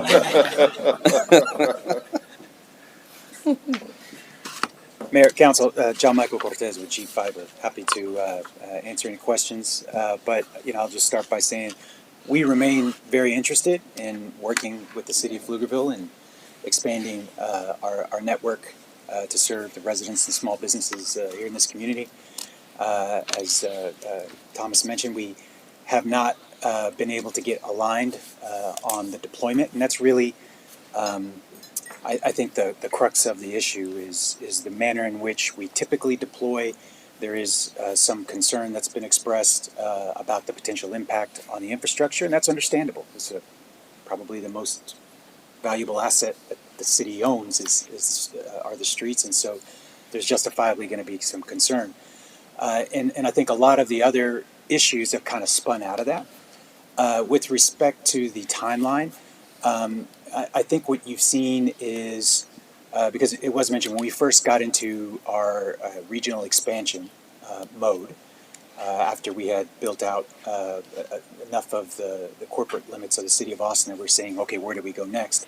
We did come to Pflugerville first a couple of years ago and start those conversations, and there's been changes in staff, changes on our side as well, so it drug out a little bit, and then as we kind of got to where we were just not able to get to alignment quickly, our priorities shifted because we were in discussions with other communities at that point who we were able to reach alignment with faster. And so, as you might understand, our I don't mean to interrupt cycles just a were little there. quick, but on that, what we heard is, for an example, which I think staff does a fair point, is saying that there's certain cities that just don't have the access to coverage that we have here. Is that the case, and consequently why other cities were quicker to align, or whatever the vernacular you want to use? I think it's probably a combination of things that is probably some motivation. I also think that there's some folks in other cities who have less concern about the impact, not less concern about their infrastructure, but less concern about the deployment method that we typically use here in Central Texas and in Texas generally. Why is that the case? Well, I think they saw our track record of having used this deployment, and we do millions of feet of this in Texas every month and have been doing it for a number of years. As we acknowledged that when we first started with microtrenching in the pavement, it was we had some lessons to learn. So some of our early build was to different standards, and it was more an issue for our infrastructure rather than an issue for the city's infrastructure. But we now have different standards. How long have you had those different standards? I think since about 2020 is when we started to deploy with a different set of standards, and it's gone very well. And but in any case, so when we kind of picked back up the conversation with the city of Pflugerville about halfway through that timeline, it was suggested, well, is there any way you could not be in the street, behind the curb, as we say, or in the softscape? Fiber kind of toolkit that's used in other areas of the country, like the southeast, let's say Raleigh-Durham. It's used quite a bit. Not so much here. We expressed an interest in adding that to our toolkit here, and saying, hey, we'll take a look at whether we can do a lot of softscape behind the curb rather than in the street. We said we would take a look at that. And I think did you take a look at that? we have Because I'm at a high hearing level. that we said, hey, in these areas, would you do it here? Would you do it there? And Yeah. we haven't gotten an answer. 4 places. Yeah, so what we did when we initially got that request, again, we said, okay, we'll take a look at trying to make an assessment. And when we got into it, said, well, this is going to, quite frankly, take a lot of time and a lot of energy and engineering resources. And at that point, we was like, we had kind of There's low hanging fruit. There's low hanging fruit. Who are going. And so what we came back with was looked at one of these places, these areas of town, and we started to walk through an exercise of, instead of doing detailed engineering in the whole area, is identify a few areas, saying here we think we could actually be in the softscape. It was more of a scenario type of situation. Whereas in this situation, we're probably going to have to deviate into the street. And let me say, here's one of the issues. So fiber, you don't want to bend it too much, because the more you bend it, you degrade the signal quality, and you're not able to deliver the service that people expect. So if we have to deviate into the street, we have to be in the street for a while before we can bend it again. So, and so to really do the detailed engineering design that you would need to, I think that staff was looking for to get that assurance. Okay, how much of this is really? We just didn't feel like we had the ability to do that work to give those assurances. Did you let them know that? Yes, we have let them know that. No. Okay. Well, okay. We saw the timeline. Yeah. So when you're saying, did you let them know that? In those conversations, you let them know, hey, listen. Well, when we were on the call and we were kind of going through that scenario planning, we intimated like, this is what we've been able to do. We don't have the resources to do detailed design for all of this, and so that's where we ended up. So, I'll just say a couple of things that also came up that are related. With respect to the performance bond, we do have, as a standard part of our right-of-way agreement with cities, a performance bond, and we have a certain limit that we're comfortable with on that, and that's where we got to with the staff. We do have, with respect to impact on the infrastructure, we feel that cities are generally covered because in the right-of-way agreement, it does put it on us to, at our expense, repair any kind of damage that's caused to the infrastructure as a result of our work. Did you present that to our attorney? Yeah, that's standard in our template. No, my apologies. I probably didn't ask it. I'm tired. I didn't ask it clearly. It's standard in your contract, but was that presented to our attorney? I believe so. We provided the template to the staff, and I'm sure it's there. So the performance bond is kind of a extra layer on top of that, but we really feel that provision kind of covers the city for any damage that would happen. We also, as a standard provision, when we have the right-of-way agreement, it doesn't give us carte blanche to be in whatever right-of-way wherever we want. It requires us to submit permits for all of our work. And that's when, and I think it was alluded to, we would do the engineering, the design. Once we have a right-of-way agreement, then we would have the ability to invest the resources on detailed engineering and design. for the purposes of submitting a permit, which the city would then have to review and approve. And then we would do our work. So you're saying that's when you would get into the details regarding those kind of issues? Right. You know, because absent the right-of-way agreement and absent some sense that we'll be able to deploy in a manner that is going to work, you know. What do you mean by work? So be cost effective, or yes, okay. yes, cost effective, Okay. and we'll be able to work in concert with the staff to be able to, if we have to be in the street for this section, we have to be in the street for this section. We need to be in the Southscape for this section. We need to be so to be able to work efficiently and smoothly to get those permits approved, and you know, and then. Can you give me an idea of the microtension you mentioned? Is that a trade secret? Is that a patented process? Is that exclusive to Google? No, and actually, it's become a more popular process. We were kind of on the leading edge of it here, and now you have multiple providers that are microtrenching. Can you give us a couple examples? Well, no, I'm just curious from a staff perspective. Has AT&T said, "Hey, we'd like to do microtrenching"? That's why. Yeah, we were actually on a call with regional folks from AT&T a couple of weeks ago, and they indicated that they too have a desire to enter into this type of an agreement with the city if we would entertain it, and that they would not need a microtrench because they found that PUE and Softscape they've had no problems. So that's It's been cost effective for them. AT&T would not need to microtrench. Different percentage. Interesting. All right, thank you. So, quick, Softscape, I mean, they'll just go through the yard, correct? Between the sidewalk and the curb. Right. Sometimes the other side of the sidewalk. Typically between the sidewalk. I mean, in my neighborhood, they went on the other side of the sidewalk. Yeah, you don't have a sidewalk. And then I've heard the horror stories on that too, of Well, them of tearing up course. stuff. and not I- fixing it. You will. People's yards get ripped But up. it all, and it it's always dirty. gets fixed. I know. Look at the chair you're sitting in, you're always gonna hear the horse. Yeah. No, and No, you're and it right, always you're right. gets fixed to And I'm just satisfaction. kind of weighing those two because we hear nothing but the horror stories from Google, but the others have horror stories as well. Now, all construction is disruptive to some degree, and what we have found in our experience is that microtrenching is, especially at the depths that we use, that it's faster, it's more efficient, it is less disruptive because it's. How is it on maintenance or future development? If we have to rip up that street and you need to move your lines, what happens then? Well, generally, we'll design the network.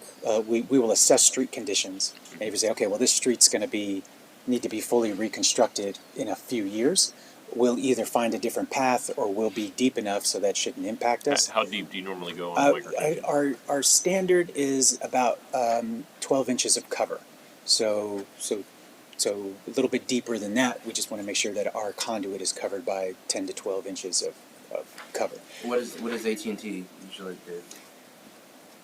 We don't have.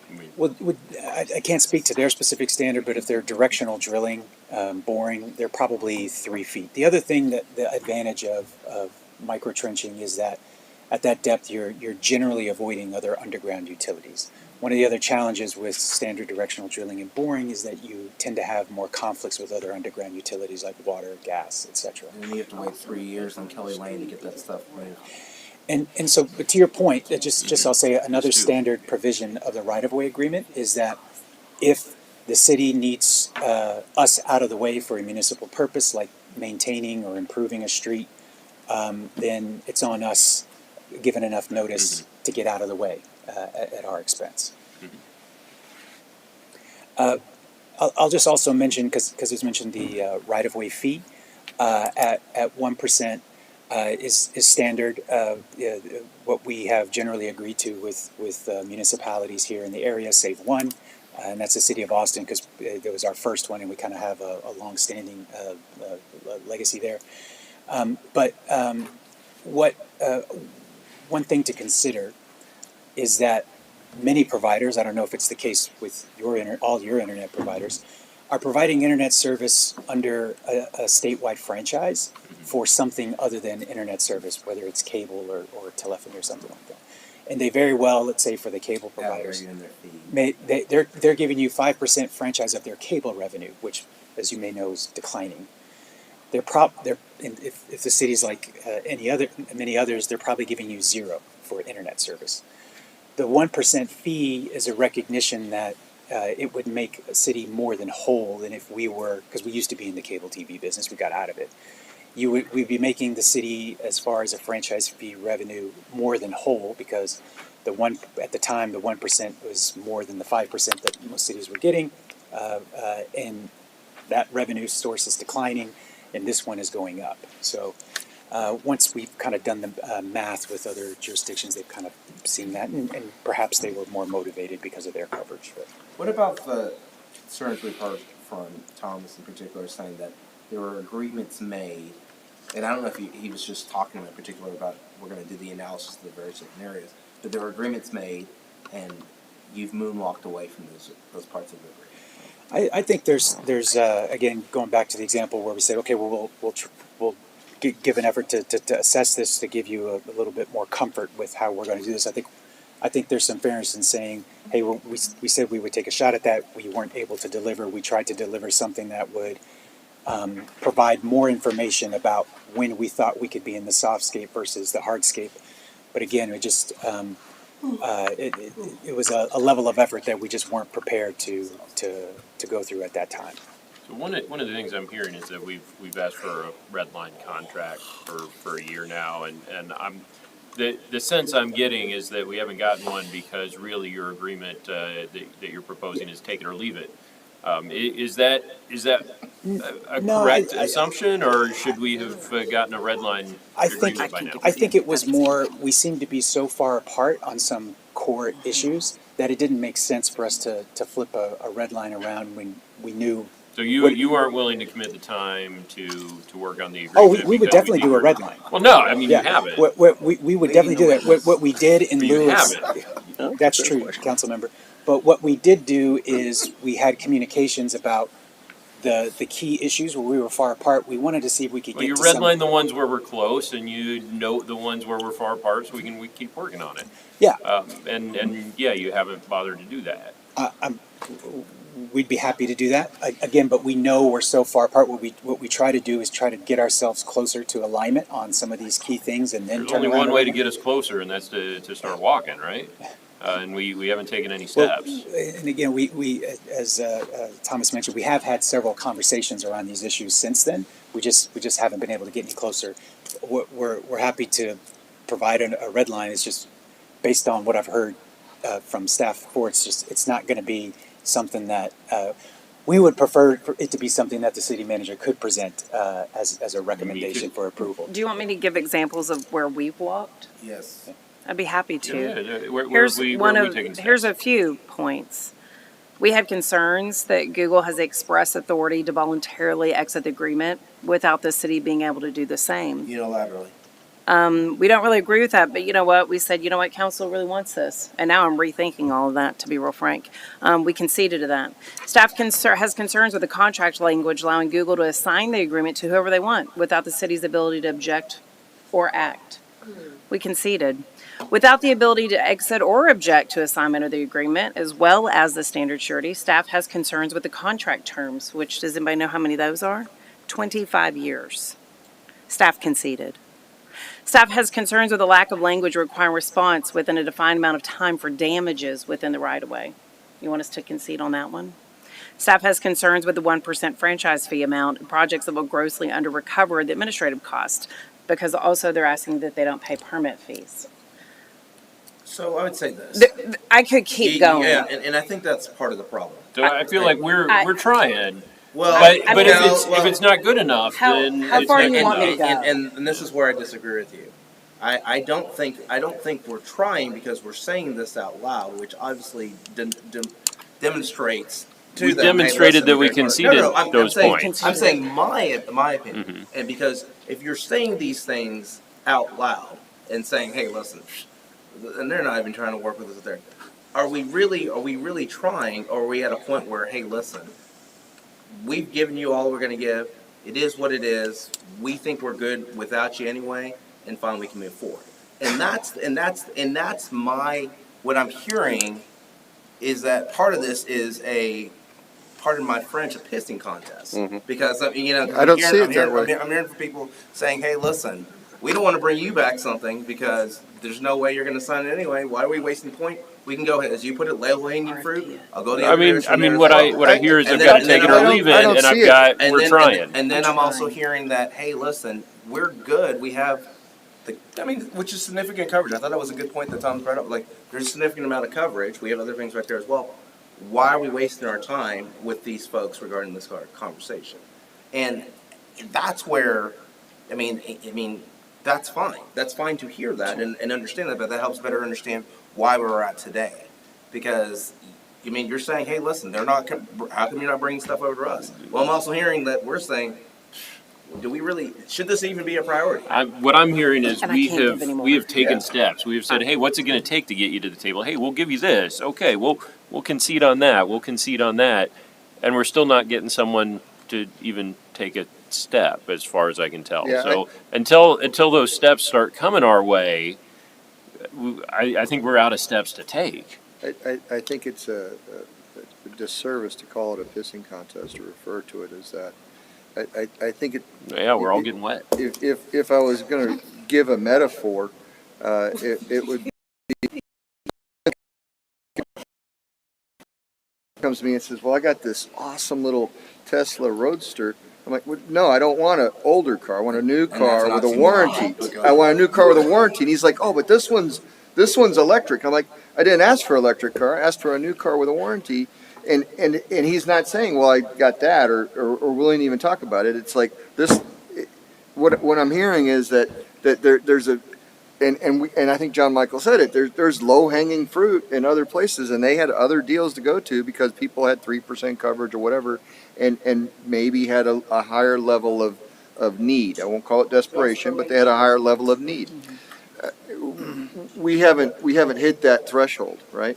And so again, we're going to beat this horse all night. I think what we're in agreement to do is to move forward with working with the school district to come up with a set of parameters to issue an RFP. Now, I say RFP instead of RFQ because a P is a proposal for the service as opposed to a quote for doing the work. We don't even know what the scope of the work is yet, so there is no quote. And that's why, well, Well, our or qualifications, That's, yeah. and that's why you And should have do it- have 'em RFQ compete. because you want to get the qualification. Maybe they're the best. Yeah. Let's start with a conversation with the school district about what they think we need. Agreed. And And then my- we can come back my- and decide what we're gonna do next after we get that input. My question is, what are we asking for someone to propose or someone to qualify for? Because am I asking for someone to come in and say, I'll lay fiber in the entire rest of the city? Am I asking for someone to say, I'll lay fiber in the entire city and cover every house? The city of Palo Alto offers fiber as a That's why I wanna utility. go to the school district and get, because or- they have a better sense of the need than we do. Let's define the problem. Well, yeah, Yeah. and I'm What are we hearing trying now to that fix? AT&T wants to get in the game. Well, and AT&T's already in the game. well, no, I mean as far as laying fiber in True, certain true, areas true through the fiber, softscape true, and everything else, and By so the way, I hearing wanna that thank you for coming encourages here more the to say, first hey, time because okay, Google you doesn't got want to work with us, but AT&T to move. AT&T is willing to do We these were things. only had about 10% let's- AT&T know fiber what I mean? coverage the Well, yeah, first let time me you ask came Thomas here, a question here. and they saw you coming in here, and they dramatically increased the amount of fiber that we have in Pflugerville. So And that's typical. thank you for Competition. does- Yes, thank you does- for does creating spur the We competition. found that in almost every city. Thomas, Hey. may I ask you one question? Hopefully, you have the background on this. I know AT&T has consistently been rolling out additional fiber, some of it in city, some of it outside city limits. Do you have an idea of the permits or the number of additional units that are AT&T is adding to their fiber service over the last while? Yeah, they they mentioned that they've got, I think that it was 3 permit packages that were in process or ready to be submitted. They weren't able to, or I didn't think they had the right people on the call to provide the numbers relative to that. We subsequently got a follow-up email from them saying that they wanted to engage on more of a conversation about expanding their network in the city. And you know, they're one of a couple. We have another provider, I was just made aware last week, we have another provider who's reached out to the city and said they would like to participate. Which provider is that? Who's the provider? Fiber Light. I don't know. On the wheel. So, anyways, I think that one of the benefits of what's been discussed tonight, RFP versus RFQ, whichever route we go, is that it allows this council and the city to clearly define what the need is. It allows you to define the parameters with which you want that coverage, what that needs to look like, and it doesn't exclude anybody, Google included. It provides a platform for everybody to come in and meet the needs that you all define. And so, anyways. Thank you, Thomas. I got one more question for Google. When you went into Round Rock, from what I was told from their councils, that there were issues regarding at the beginning regarding implementation. Can you talk and expand on that and how y'all work through that? Yes, there were some similar concerns. Okay, how is this going to impact the streets? How's it going to work with our maintenance program, et cetera? And we sat down with our team and kind of walked through the way it's typically handled in other jurisdictions. Went on site visits where they went out into the field and saw us deploy in I think in Travis County or North Austin at the time. To see how the operation worked,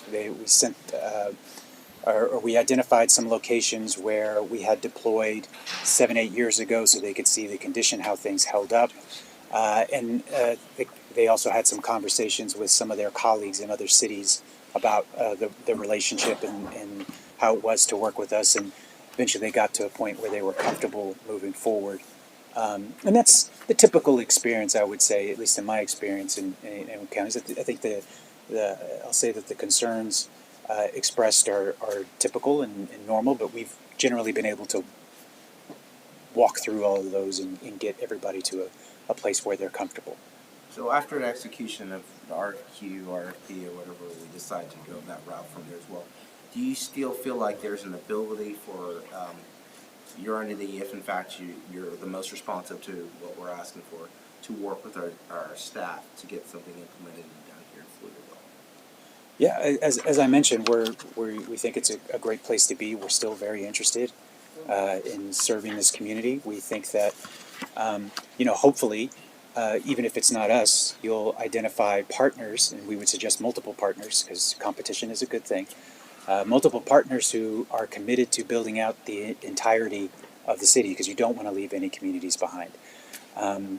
That's really, really important. Whether it's us, whether it's somebody else, we want folks to have access to this service. It's a value of ours. We've built, just as an example, in Austin, we're building right now in Northwest Hills. Last year we built Runberg and Lamar. This month we're finishing out some of our network that we were blocked from building in our initial deployment that you referred to. We're building in Bluff Springs and Dove Springs this month. Wow. So when we come into a community, we really do try to build as widely as possible. And I will say, not to belabor the point, that's why we deploy in the manner we do, because we find it's the most cost-effective way, which enables us to serve communities that would otherwise not get that measure of investment in this type of technology. Okay, thank you. I think the recommendation, I think Mr. Rogers, I think as we discussed, reaching out to the school district to identify the demand that our neighborhoods have, or it might be something they can help us with, and we can have Serena reach out to them and come back with the information or areas that we need to address, and then I think we can build that into the RFP, RFQ, or whatever you want to call it, in terms of moving forward. And whether it's you or somebody else, well then that'll be later determined, I guess. Yeah, of course. Okay. Thank you. Thank you very much. Thank you for producing the AT&T guys. You're welcome. Okay. What did he say?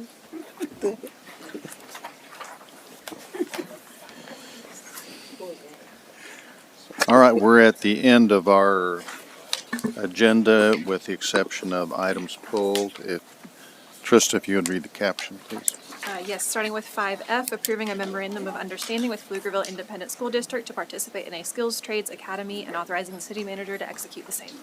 I just wanted to bring up, especially since we just had that conversation, how impressed I am to see staff work and create an opportunity for people here in Pflugerville to develop the skill sets that are necessary to go ahead and have a great job opportunity and career opportunities. One of the things that I was really proud of is when I was on a commissioner for the ESD is we created that fire, the fire department aspect, and we've gotten so many, EMTs and firefighters from that, right here in Pflugerville. They're going to be working here. So that's forward thinking. That shows government working together, and that's phenomenal. It really is. Good. Thank you. Proud of them. I just want to say also too, their graduation is tomorrow at Pfluger Hall at 6 p.m. For? No, wait, no, for what? For what we were just talking about, the Skilled Trades Oh, is Academy. that tomorrow? Okay. It's tomorrow. When you say- And I have some students who will be who participated, and it's been life changing for them. And so I also just want to shout out praise and gratitude. Okay, thank you. Move to approve. Second. Item. Motion and 5F? second. Oh, I was going to say no. But.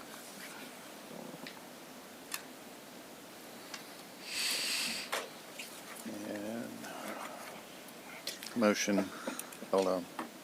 Motion carried, less Jim McDonald.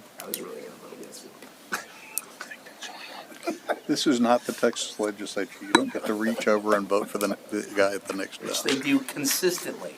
Final item They is do, item 5J. but we don't.